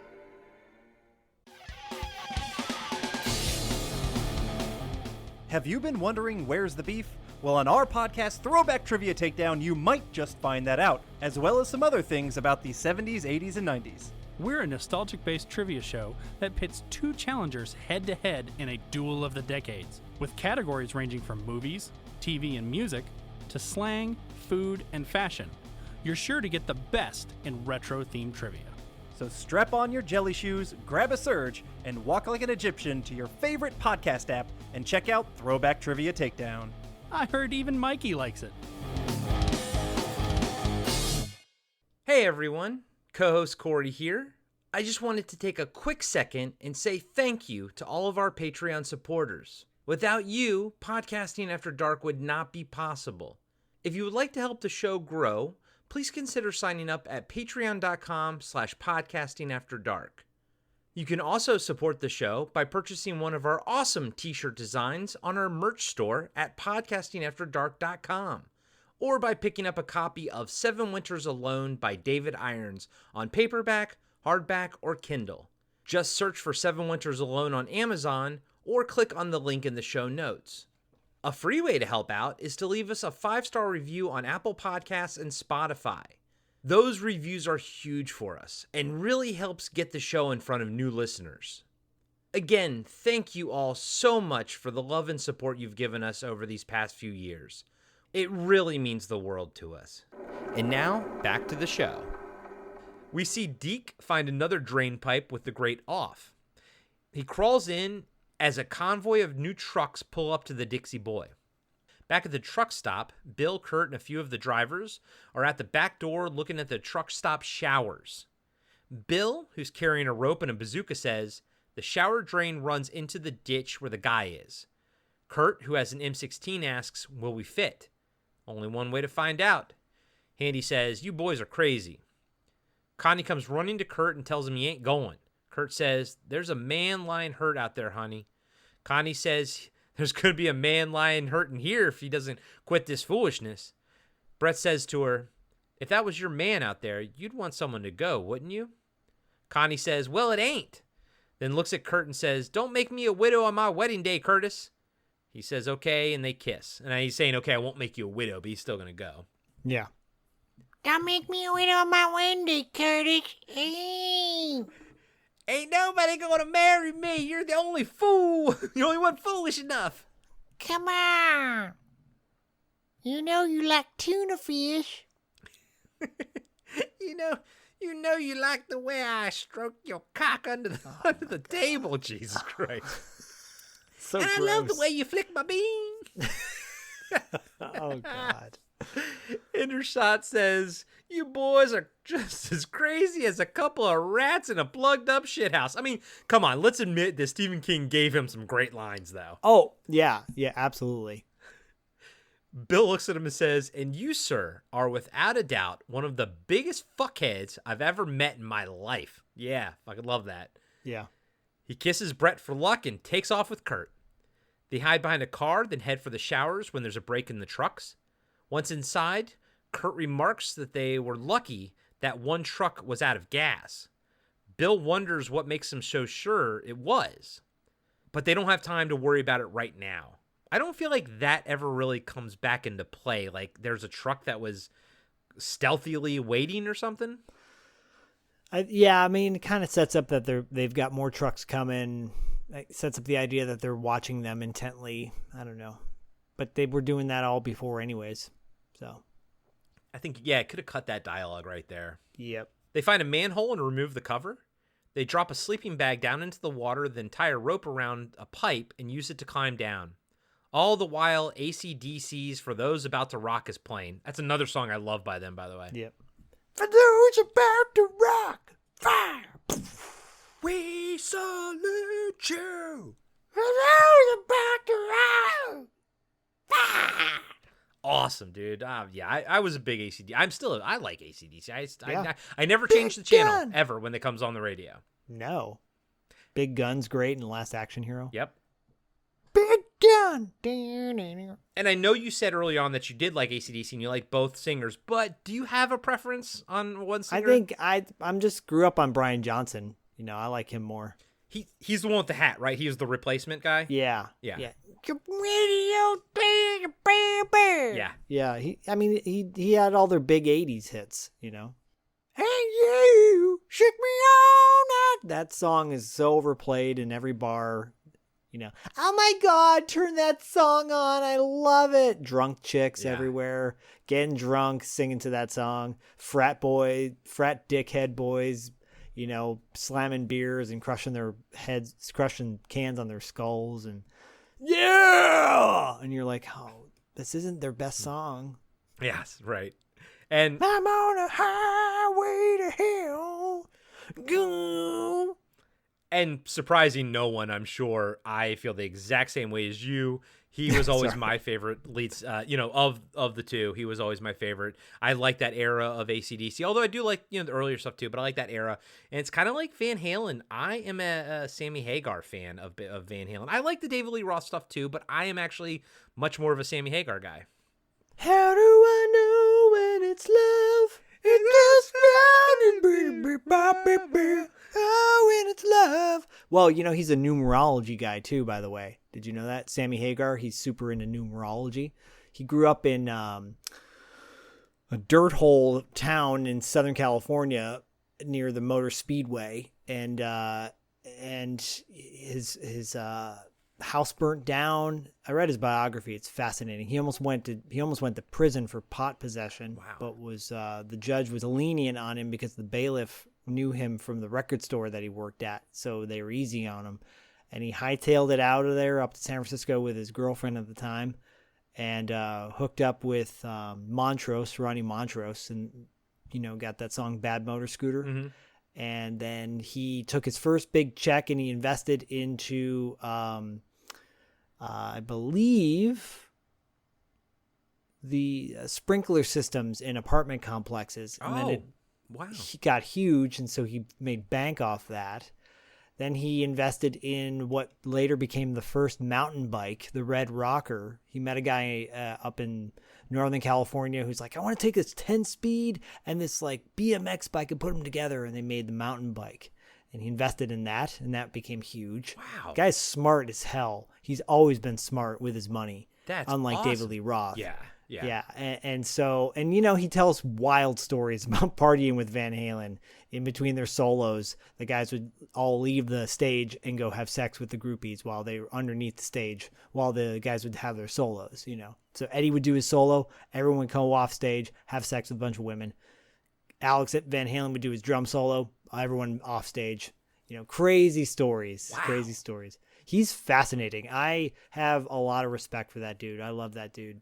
I mean, he seems like a genuinely nice guy too. And just the idea that he like invested his money wisely and everything, that's so cool, you know? Well, so yeah, I forgot to mention that. So when his house burned down, when the house burned down with his father in it, I think his father died in there. He found a book of numerology that in the back shed and started reading about numbers and got fascinated with aliens. That's why one of the songs off of 5150, I think is their first album, or OU812.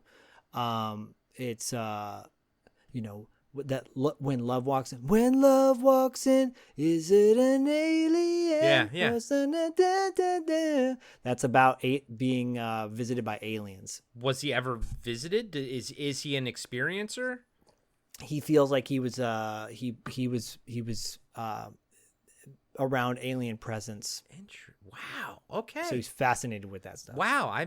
Dude, what's the name of that? Well, I'm sure he's done multiple. But what is the name of that autobiography that you read? That book is called. It might be called. It might just be called Red. I'm double checking right now. It's called Red: My Uncensored Life in Rock. Red, R-E-D or R-E-A-D? R-E-D. Okay. Red. Okay. Interesting. And it's great. And obviously he has his Cabo Wabo Cantina. You know, his it's like his origin story, how he got to getting up to the Bay Area is wild. Because the guy shouldn't have, you know, he should have been in prison because his buddy that was also up on the same charges did go to prison. Damn. So yeah, he was born in Salinas, but he spent most of his time, you know, in oh my god, and Fontana. That's what it was. Okay. Fontana, which is a dirt hole too. Yeah. Anyways, yeah. So read Red. It's a great story. Wow. Dude, I love it. I love these kind of tangents when I learn something like that and everything. And it makes me like the person we were talking about more than when we went into the conversation now. Right. And for anybody that's like, he took a picture with Donald Trump. No, that was, that guy walked up to him and put his hand out to shake his hand. It was like so forced and awkward. That just happened recently. So did it for really? anybody, don't shit on him. He didn't do it. Sammy Hagar was like pretty liberal dude. Yeah, so. I would say so. Yes. Let's see, where was it? Okay, let's see. Sewers. We're getting to the sewers, right? Drain. They make their way to the ditch. Okay. Did they see Ninja Turtles in there, man? Yeah, so they're down in the drain, and once they're in the drain, they make their way to the ditch in knee-high piss water. This is funny. This is a funny scene, by the way. Yeah, no, I like it. Bill falls in, and Kurt laughs and asks how it tastes, and Bill pays him back by like sending a rat back at him, type of thing. I like this. I honestly wish we saw a bit more of Bill and Kurt because they actually seem like they have a pretty decent relationship. They had good chemistry together as well. Yeah, I agree. No, it's a really funny scene, and much needed levity at this point too. Yeah. This is when I like Emilio more, when he's not playing like this heavy good guy. It's just more like silly jokester guy. Yes, I agree. And as much as I do love Repo Man, I mean, I've watched it multiple times in the past year. Sometimes his character, I'm like, I don't find you that likable too much. But at the same time, I don't know if you're supposed to either. I don't think so, but I agree with you. Cut to Deke making it out of his storm drain and crawling through the muddy ditch and seeing the Bible salesman. The man is laying on his back with his eyes wide open.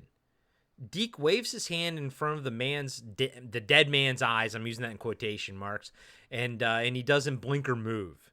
And it should be noted, as much as we hate this character, the interview with Holter, the guy who plays Deke, said he was really nice. The guy who plays the Bible salesman was really nice in the scene, and he's a nice guy. Oh, he's a good actor. Like just like your Lee's a good actor too. She's just annoying, but yeah, he's good. Like you want to despise him, right? And he's great in Last Dragon. Yeah, and it's by design. Just like Hindershot being an asshole is by design, but the lines that he nails are great, and he nails. Oh yeah, them. you're supposed to despise Pat Hingle's I love that dude too. Yeah. Just not Yeardley Smith. Yes. Deke puts his head on the man's chest and doesn't hear a heartbeat, so he starts crawling away. The salesman screams to life and grabs Deke by his legs. He gurgles, "Help me." Deke asks how. Pull me. Pull me. Deke tells him he's too heavy. "Get me out of this ditch, or by Jesus, I'll kill you." Just then, Bill and Kurt explode out of the shower drain. Deke yells for Bill, and the two men run to the boy's aid. They try to pull Deke away from the now truly dead salesman. Kurt confirms it. But his hand has a death grip on the kid's pants. Just then, a dump truck breaks off from the siege and goes after our heroes. Bill gets Deke free just in time, and all three of them make it back into the shower drain before being run over. The dump truck destroys the drain and parks itself at the opening so they can't escape that way again. And so I don't know if that's a mistake, because now they technically can't escape through that drainage, but they're going to, at the end of the movie, they're going to escape through the shower again. So I don't know if that's kind of a mistake, or there was a branch, remember, in the drains. Maybe they went the other way later. I don't know. There wasn't, but you just gave them a pass. Okay. You know what? Thank you. Keep me honest, my friend. It's continuity. I'm sure, it works. Yeah. I like what you did. You're like, like how you just made up a branch in the a fork in the sewer. They meet a bunch of turtles in there, and then the turtles are like, "Hey, dude, you need help to get out of here?" Are you going to take Bodhi to see the new movie? Oh, hell yeah. We're going to go see Meg 2 first, though. Fuck yeah, dude. I'm going to see Meg 2. He cannot wait. I love the Meg, man. It's a great movie. I don't give a shit. I had fun with that movie. He cannot wait to see Meg 2. He's like, I want to see what it does to that little dog, even though the dog's cute. I'm like, oh, Bodhi, I love you, man. But yeah, we're going to go see the TMNT. Oh, hell yeah. Yeah, of course. Once inside the showers, Deke asks Bill if his dad is okay. Bill just looks at him and says, "Come on." Back at the truck stop, Connie says she thinks the truck's got them and screams, "Where are they?" Handy points and says they just came out of the showers. As Bill, Kurt, and Deke run back to the rest of the gang, Hindershot says, "That ain't no salesman. That's Duncan's kid." They almost all make it back inside when one of the trucks spots Bill and heads towards him. Bill fires the bazooka and blows it to hell. We hear a growl in the explosion. I like that, and they're going to do more of it later. Yeah, I love that too. It reminds me of the car when it blows up at the end. You see the giant skull in the totally. Fire. Yeah. Bill runs inside and everyone cheers. Hindershot says, "You ain't going to be satisfied until you get them." That's hard to say. "You ain't going to be satisfied until you get them right in here with us, are you, bub?" As Brett is greeting Bill, Deke is looking around. Finally, he asks Bill where his dad is. Hindershot says, "Dunn," he's referring to Duncan, "Dunn got scrubbed by one of them big boys out there. Tough break, kid." Brett calls him an unbelievable shithead. Deke looks at Bill and asks if it's true. Bill nods and says it's true. Deke starts crying and tries to run, but Bill stops him and holds him while he cries. Brett says, "Mr. Hindershot," then walks up to him and smacks him in the face. Just a little lesson in manners from the road twitch. I like how Bill becomes like the surrogate father figure to Deke. It feels natural, feels nice. Like he just holds him. He's like, just hold on tight, Deke. I like that. Yeah, I like that too. And that's the direction they're going. Like he would be, they have this little nuclear family now.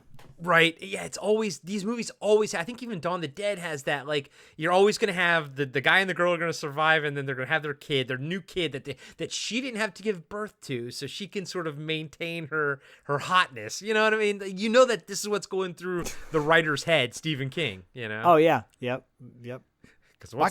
Why can't women just have a kid that without having the kid? Exactly. And it's grown up to take care of itself, but the woman still likes to take care of it. So the man doesn't have to do shit. It's such a male fantasy to all of a sudden have this like created nuclear family that you didn't have to like change the diapers of and everything.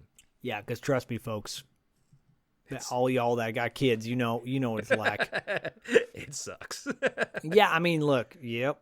I mean, it's take the good, you take the bad. That's the facts of life. Curtis, when you gonna impregnate me? Cut to the next morning, and everyone is asleep except for Deke, who's sitting at a table. We see two menacing-looking vehicles driving down the highway. One is a yellow Caterpillar with a big bucket in the front, and the other, I'm going to have to explain this, is a portable machine gun stand on wheels.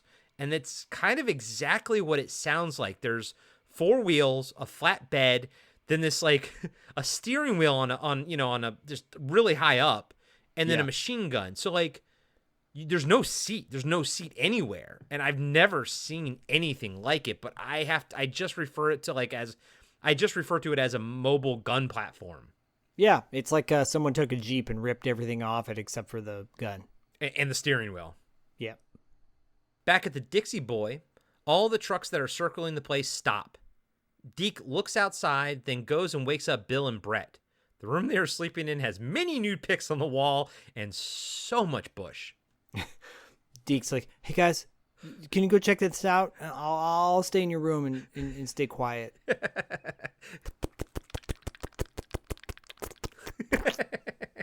Curtis, where are you? I'll be right out.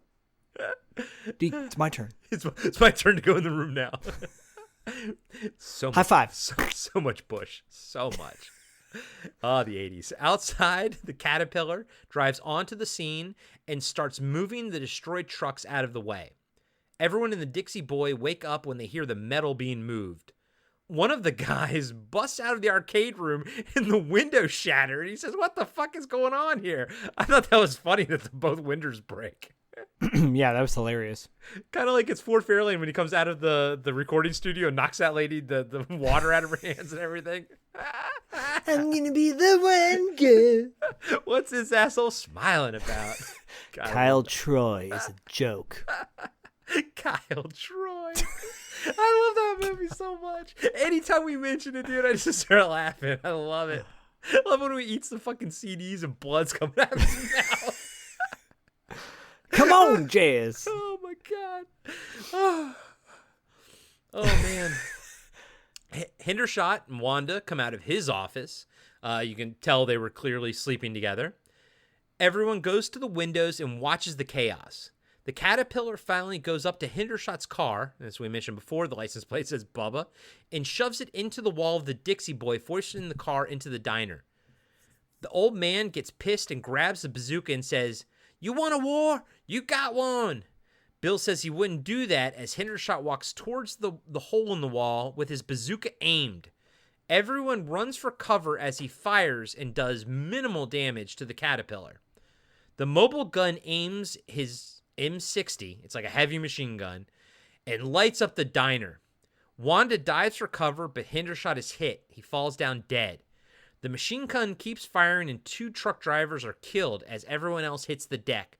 The machine gun unloads its clip, tearing the place up and killing one last driver. After it stops shooting, a low growl comes out of the gun. And this is with the guy I watched. The other documentary I watched on the Blu-ray was from the special effects guy, the guy who was in charge of all the special effects. He said there were 2 blood mixtures, and he kind of other production in the team, like maybe set designers, would come to him because he was in charge of, all the fake blood. And they're like, we need some, yada, yada, yada. So I think he gave them the wrong one. He gave them the one he was supposed to use in the squibs. And then he used the one that I think was supposed to maybe be on sets and stuff like that, like on the wall. But he's like, but what it turns out, because that one is a bit more liquidy, he's like, that's why the squibs in this movie are so juicy. And I'm like, it's cool because I love the squibs in this movie. I love, like in RoboCop, I love explosive squibs. Yeah, me too. The drivers who get lit up in the diner, it's pretty awesome. Yeah, because they just like, like Treat Williams in Dead Heat, rest in peace. Yeah, big rips to Treat Williams. Everyone slowly gets to their feet and surveys the damage. Wanda looks in shock and says, "You sons of bitches." She picks up the bazooka and goes for the door yelling, "Sons of bitches." One of the mechanics tries to stop her, but Bill stops him. Outside, she cries, "We made you! Can't you understand? You can't do this! We made you!" The machine gun cuts Wanda down, but as she dies, she fires off the bazooka and destroys one of the trucks. Deke walks to the window and Bill tells him to get down. The boy asks why. It's right there. If it wanted to waste us, it would. The horn on the steering wheel of the mobile machine gun platform starts beeping. Brett asks what it's doing, and Deke says it's Morse code. He says he knows because he got a merit badge in it last spring. Deke turns over a paper food map and grabs a pen and starts writing. "Someone must pump fuel." Brett says, "Incredible. They want us to feed them." One of the drivers says, "Fuck them. Let them starve. Half of them's out of gas already." Deke keeps writing. "Someone will not be harmed. This will be done now, or you will all die." And by the way, I like that it doesn't like speak in perfect English. Like these things are, we should have no concept of what they're thinking because it should be so foreign to us. Yep. Joey says they can't fill the trucks anyways. They ain't got no power. Just then, the lights in the Dixie Boy turn on. Bill says, "I'm going to go to the pumps. I just hope none of them left home without their American Express cards." Oh. Brett goes chasing after him. Dude, that whole that dates it. That's because that's a reference to all the commercials at the time. That's one of the few things I think in the dialogue kind of dates the movie. In the back, she tells Bill he can't do it. It's like Chamberlain giving in to the Nazis. Bill tells her he has to show her something. He points outside at the trucks and says that the big ones can't come in here and kill us because they would fall into the basement. They're the heavyweights. But there's a reason the gun platform hasn't called in a napalm truck to burn the place down. So he knows that they're needed. Yeah. What are they going to do? Run me down? That would be like a junkie trying to run down his connection. Brett tells him to be careful, and everyone watches as Bill walks outside. He grabs a tablecloth and puts it over Wanda's dead body, then walks towards the machine gun with his arms up. It tracks him as he walks past it and up to the Green Goblin. He says, "All right, you bastard. Tell all your friends the main line is open. I got the best shit on the East Coast, practically uncut. Got that fuckface?" Bill walks away and the Green Goblin growls to life. Bill walks over to Brett, who's standing by a gas pump, and says, "This could be a very long day." And cue the 80s gas pumping montage to AC/DC's Hell's Bells. Hell's Bells! I like that one too. That's another one I really like, Hell's Bells. Dong, dong, dong, dong, dong. Yep. Hell's Bells! So good, man. Have you ever been to an AC/DC concert? I don't think I've ever seen AC/DC live.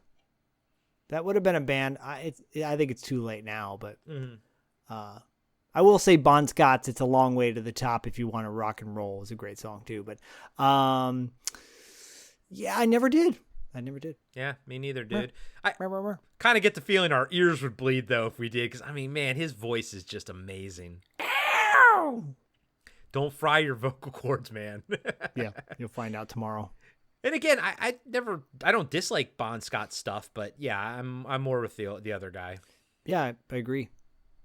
Brian Johnson. Brian Johnson. It's always the hat. I always remember the hat, you know? Exactly. Everyone takes turns bumping gas while more trucks come in from the highway and the sun beats down. All the while, the machine gun is aimed at everyone while they work. As an exhausted Brett is relieved from her duties by another trucker, she whispers to him, "I hope they choke on it." Everyone keeps pumping until the pumps are dry. The trucks start honking in unison all the way down the highway as a tanker truck parts the convoy and drives up to Bill. He yells, "What do you want?" as it slowly bumps him backwards. The truck moves Bill by the underground fuel tank and stops. Bill takes the pump off the truck and starts filling the tank. Handy comes over to help him because he can tell Bill is exhausted. The younger man says, "They don't understand how it is to get tired, how a man gets tired." Handy says, "Why should they?" Then he walks him back to the truck stop. As they do, Handy tells Bill they've been putting things in the cellar and they saw a big sewer pipe, but it's blocked by wires and mesh. But maybe they can use it to get out. The mobile machine gun rolls over and breaks them up. Brett comes out and helps Bill inside while Handy goes back to tending the fuel. Inside, Brett is trying to cool Bill down with a wet cloth. He's sunburned and possibly has heat stroke. He says the comet is like a broom. Imagine, you're a race of aliens, right? And you're looking for a new place to live. So you're looking for a planet. Like we'd look for a new house or something. And here's Earth. And it's like a big old house. And it's kind of polluted, dirty and smoky. Grease on the walls, soot in the chimney. And they send in the interstellar house cleaners. Send in their broom. Sweep us all up. The scene fades out and we see everyone still pumping gas. It's been some time because we see Bill walking through the parking lot. He holds his hands up and walks by the machine gun, which is tracking him, and over to one of the truck drivers who is sitting on the tread of the Caterpillar. Bill asks how he's doing. "Tired and scared." Bill says he has a plan. Cut to two guys cutting through the wire mesh on that one pipe Deke discovered, but they are cutting it from the inside out. Back in the parking lot, the driver Bill is talking to says they are never going to get out of here. They both stop walking near the machine gun. Bill tells the man to run, then he drops a grenade in the bed of the mobile gun platform, then hits the machine gun and spins it around. The two guys go running into the truck stop as the gun fires in circles, then explodes. Inside the diner, we see Bill and the other guy on their knees, covering their heads with their butts in the air. Brett laughs and says, "I ain't never seen a hero with his ass in the air like that." Now, that's the line I like. That's the one time I wish she called him a hero. I wish all the other ones were cut. Yeah, no, that one works. And it's a great moment when the thing blows up. Yeah. And then I like how then like the other shells in the machine, like they keep firing off and stuff like that. I thought that was cool. Yeah, no, and this is when all hell breaks loose in a good way. Yeah, I only have like a page left in the breakdown. It's wild because it's a lot of action at this point, and Yeah. Some time passes, and we see the truck circling the Dixie Boy at night. Inside the showers, Connie is complaining about going down into the drain below that Kurt and Bill used earlier. One of the drivers just lowers her down and shakes his head while she never stops yelling. I do like him. He doesn't say anything. He just is like, "Oh God." No, oh God, I'm gonna have to go on a road trip with her. Great. I'm gonna have to be on a boat with you. Oh God. Connie might get to the boat. She might not survive them. She might not make it off the boat. Exactly. I'm getting sick. Where are my fish crackers? I can't swim. I know. And that was Kurt that pushed her. Curtis, help. My heart will not go on without you. Mine will. And now it is kind of a funny edit because as she's yelling, he kind of goes down into then it cuts to, Connie crawling through the mud and she's still like complaining and everything. It's like Right. It doesn't end. They all climb out of the They all climb out of the shower drain just as the trucks circling the Dixie Boy lose their patience and start driving through it. The group watch the building get destroyed from across the highway. AC/DC plays while the Dixie Boy is totaled. The night sky still has a green tint to it. Deke asks if they can get out of there, and Bill tells them to get a move on. We see the Green Goblin truck drive down the highway as the Dixie Boy explodes. Cut to our group of survivors walking through the bush on the side of the road. We see a sign that says the marina is a mile away. The Marina. What's something wrong with your broat? We see the Green Goblin drive past the same sign, letting us know he's on their trail. And this is cool. He drives past a plane, I guess is the plane from before, that's now crashed headfirst into a school bus, like top down and sticking out of it. It looks awesome. Presumably did that to kill the kids and everything. And again, I'm like, what I love about this movie is you see all the chaos that's happening around you. I like seeing the residual chaos. And then the fact that, like, Stephen King's got a thing for killing kids, apparently. I mean, he does. He does it all the time in his movies. Wow. Books. You're right. Silver Bullet. Silver Bullet's, what's it based on? Cycle of the Werewolf. Cycle of the Werewolf, yes. Woof. And that was another one that kind of... By the way, that one's in your stack. I love that movie, and I watched it so many times as a kid, probably just as much as this.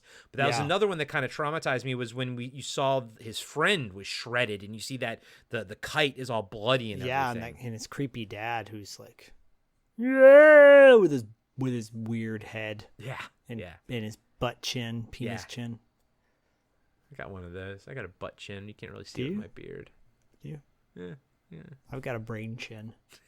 It looks like a brain. Yeah. Never heard that before. Bill and the gang all carrying machine guns, even Deke. Bill and the gang? Yeah. They hide by a diner to assess the situation. Bill says they're about a half a mile from the marina when all of a sudden the drive-through order box starts yelling, "Humans here!" And that's Stephen King's voice, by the way. It's kind of robotic and everything. Deke cocks his gun and says, "This is for my dad, you loudmouth son of a bitch," and lights it up. He hands his gun to Brett and says he doesn't want it anymore. Well, you should probably hold on to it. Yeah.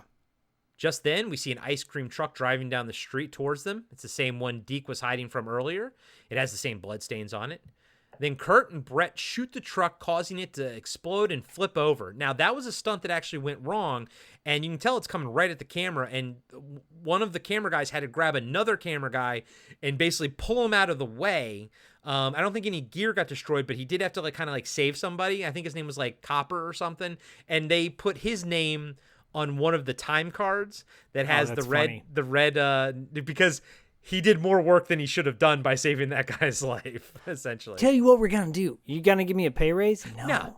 We're going to put your name on name on a card. With a star. And put a star next to it. You mean the ones where they're on parole? Yeah. So what's my backstory? You're on parole for assaulting a minor. What? Yeah. What? Thanks, man. and killing the minor's mom. What? Wait, what? It was self-defense. No, trust me. It's good. It's good. It's all good. Here, do a line of coke with me. Do a bump. So then the guy said, I took the hit that I was given and I bumped again and then I bumped again and said, how do I get back there to the place where I fell asleep inside you? How do I get myself back to a place where she said, I want something else to get me through this summertime kind of life. A baby. Sorry. I mean, whatever. That song is fun to sing, man. I love that song. Yeah. Everybody's like, "Where's finish Maximum Overdrive?" we're like so close. We're so getting close there. To the end. So flips over and is destroyed. Bill and the rest run down a dirt road to the marina while we see the Green Goblin driving down the road. It runs over a dead body of a motorcyclist. That's a cool little, I like that. Yeah, attention to detail. Yep. At the marina, Bill points to a large sailboat and says, "That's the one." They all run to it, but one of the truck drivers sees a dead lady hanging out of her car and decides to grab her jewelry. Now, I do like the fact that, that actress never blinks. She does a fantastic job. And the She really was dead. I thought that. I was like, what if they actually killed her? Because the camera like zooms in and everything, and she never flinches or blinks. Stephen King's like, hey guys, can we get a real dead body? No, Mr. King. Wait, what do you mean? Why not? Why not? I don't get it.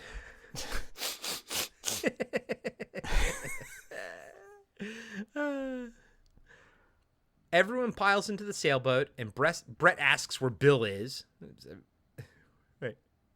Everyone piles into the sailboat, and Brett asks Bill where Brad is. And that's when I was like, too many fucking B names. We see Brad taking a giant diamond ring off the dead lady's hand and admiring it, but he doesn't see the Green Goblin behind him sitting there. The machine comes to life and flattens Brad.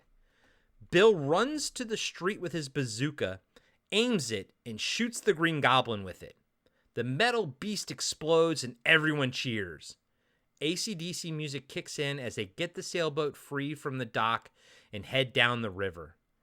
Deke asks if everything is going to be all right, and Bill says he knows it will. And this is where I was like, man, this ending feels so similar to Dawn of the Dead, the remake. Oh, yeah. It does. Yeah. Someone was influenced by it. I think so. And apparently, what was cut from the script, I don't think it was ever filmed, but they run into a Coast Guard boat with a machine gun, and they have to kind of get past it. But I don't think that was necessary. I think because killing the Green Goblin was the main antagonist, and killing that, you're done with that at that point. Yeah. There's one last bit of text that comes on the screen. 2 days after, a large UFO was destroyed in space by a Russian weather satellite, which happened to be equipped with a laser cannon and Class 4 nuclear missiles. Approximately 6 days later, the Earth passed beyond the tail of Rhea M, exactly as predicted. The survivors of the Dixie Boy are still survivors. We hear Connie complain about being seasick. I think I'm going to wolf my cookies. And then cut to credits. We're still survivors from surviving her. And that's Maximum Overdrive. Honestly, this was one of my shortest breakdowns because there just wasn't a lot of dialogue to track and everything. But yeah, dude, final thoughts on the movie, man. You said you loved it as a kid, and you hadn't seen it in about 15 or 20 years. How well did you think it held up? Oh, it's fun. And anybody that thinks it's trash or whatever, then go find something else that you enjoy, because this is a fun watch. It's silly. There's a lot of quirky characters. There's a lot to talk shit at, but there's also a lot of things to go gaga over. So it's fun. This is the perfect movie for our podcast because it's a cult classic. There's people that love it and there's people that don't. And that's all good. If you like something, great. If you don't like it, well, hey man, that's like your own personal problem or whatever, whatever the dude says. So it's like your opinion, man. It's like your opinion, man. Yeah, that's what I always say. That's what I always say because it's a flat out fact. It's like if you like it, great. If you don't like it, that's fine too. But yeah, final thought is more Deke, less Connie. More Deke, more Brett, less Connie. Yeah. And yes, by the way, I don't think we didn't call it out at the beginning, but we are actually recording this on its 37th anniversary. It's July 25th. It came out in July 25th, 1986 in the U.S. Wow. That's amazing. Cool. We totally planned it that way. Wink, wink. I mean, we did that too. That was a plan for you. Dude, the musical episode. I love our musical episodes. Yeah, I'm with you, man. I love this movie. I still do. It's always nice, to have a movie that you watched so much as a kid that you loved and have it still hold up. It's not perfect. We know that. We called out a lot of it, and I get it. I totally get it. But I think this movie has a lot of charm to it. And I think Stephen King does a good job with the atmosphere of the film. Honestly, I think the biggest critic of the movie is Stephen King. I think he kind of bashes it more than it rightfully deserves. Well, Stephen King's got interesting opinions. Sometimes they're great, sometimes they're not. So, And opinions are like assholes. Everyone's got them. Exactly. He's not perfect. I like this movie. I'll watch it again. It's quintessential 80s. Yes. Yeah, dude. Totally. And you know what else? You know what's quintessential 80s? $2 late fee, baby. We just dropped, actually, the newest episode of Territory Marks just dropped, and it's a doozy. This one we titled, I think, A Whole Lot of Lightning in this one, because Paul picks a match between Billy Jack Haynes and the guy named Thunderfoot, which sparks a whole interesting discussion about nicknames and why someone I used to know said, I don't take kindly to nicknames. And my pick is the Lightning Express versus Everyman's Nightmare Sting when he was a heel. Believe it or not, Sting was a heel. And the Manster, Rick Steiner, who went on to form a tag team with his brother Scott Steiner and become the Steiner brothers. And this is when they were. And I just want to cut you off because I don't know much about wrestling, but my favorite move is the Frankensteiner. Yes, and we will be covering a Steiner brother match down the road, but that match is wild for sure, and it's really wild because the clip we pulled that's on YouTube, or the actual full episode that it's from, features a bizarre version of The Boys Are Back in Town by a particular creepy wrestler who was mentioned in the episode prior. So you got to check it out. Territory Marks, that's the latest episode. Then we're launching into August with a very fun theme for that month. So stay tuned. A lot more to come. That's right. And as far as Podcasting After Dark goes, August is going to be is a little bit of a different month for us. So we talked about it on Wrap Up After Dark, but we're going to be covering a couple of documentaries and everything. If you want to know what they actually are, go check out Wrap Up After Dark on our Patreon feed. But we're going to do like we did last year. We're going to have we're going to do 2 documentaries, and we're going to do like free-form discussions and everything, because honestly, Zach's going out of town really soon, and then I'm going to be out of town for like 2 weeks doing a road trip with my mom, and then so like it's going to be a little wonky, and I think at this point August is always going to be like that for us. We're always going to have but I love it. It's not a wonky thing. It gives us a reason to cover movies that we wouldn't have probably covered otherwise. Exactly. Yeah, it'll be fun. You guys are really going to enjoy what's to come for the month of August. Yeah, and we got good feedback on last August when we did our 2 documentaries and everything. We did My Best Fiend, and we did The Doomed Journey of Richard Stanley's Island of Dr. Moreau, and you guys loved both of those. So we got the 2 that we're going to do this year. I think y'all are going to like as well. Agreed. And of course, don't forget to go to our website, podcastingafterdark.com, where you can find every episode, from the main feed and everything like that. You can find links to our Patreon page. You can find links to all the podcatchers. But more importantly, you can also find links to our merch store. So if you enjoy Podcasting After Dark, go pick up a shirt. Wear it proud. Say it loud and say it proud. Walk around with it and everything. We have some great designs over there. I've personally designed a few of them and everything, and they're fun. And you know what? $2 Late Fee has a merch store as well. So go to $2latefee.com. That's TWO. And they have merch store. They have everything as well, and they also have Patreon. So we appreciate everyone who's joined both Patreons. You guys are all awesome. But a free way to help out Podcast After Dark, and a free way to help out $2 Late Fee or any other podcast that you listen to, leave us a 5-star review on Apple Podcasts, Spotify, whatever allows you to leave a review like that. They really do help. They honestly really do help get new listeners in front of the show. They sure do. And as always, we'll catch you on the dark side. I can't swim.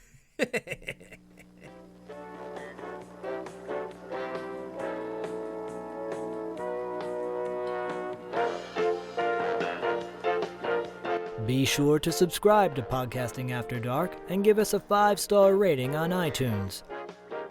Support Podcasting After Dark on Patreon. Follow us on Instagram and Facebook at Podcasting After Dark. And visit us next time for another installment of Podcasting After Dark with Corey Stevenson and Zach Schaefer.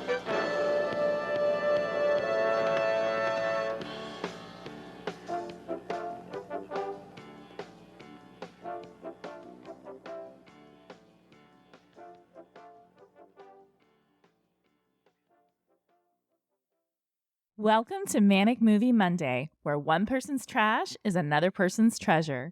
Here we celebrate the trash, the treasure, and everything in between. You know, when women get stressed, we take a bath. There's a lot to unpack with this movie. Spoiler alert, prison is not like reform schoolgirls, and I really wish somebody would have told me. We're catfishing serial killers. We're just trying on clothes without tags and seeing what fits. Everyone is wearing mail order lingerie. So join us every other Monday and stay manic. Imagine being one of the last people on Earth, being trapped alone with something not human, something always watching, something always waiting. What would you do? Where would you run? Where would you hide if you were haunted for 7 winters alone? Podcasting After Dark presents 7 Winters Alone, a dystopian haunted house story by David Irons. Available now in paperback and ebook.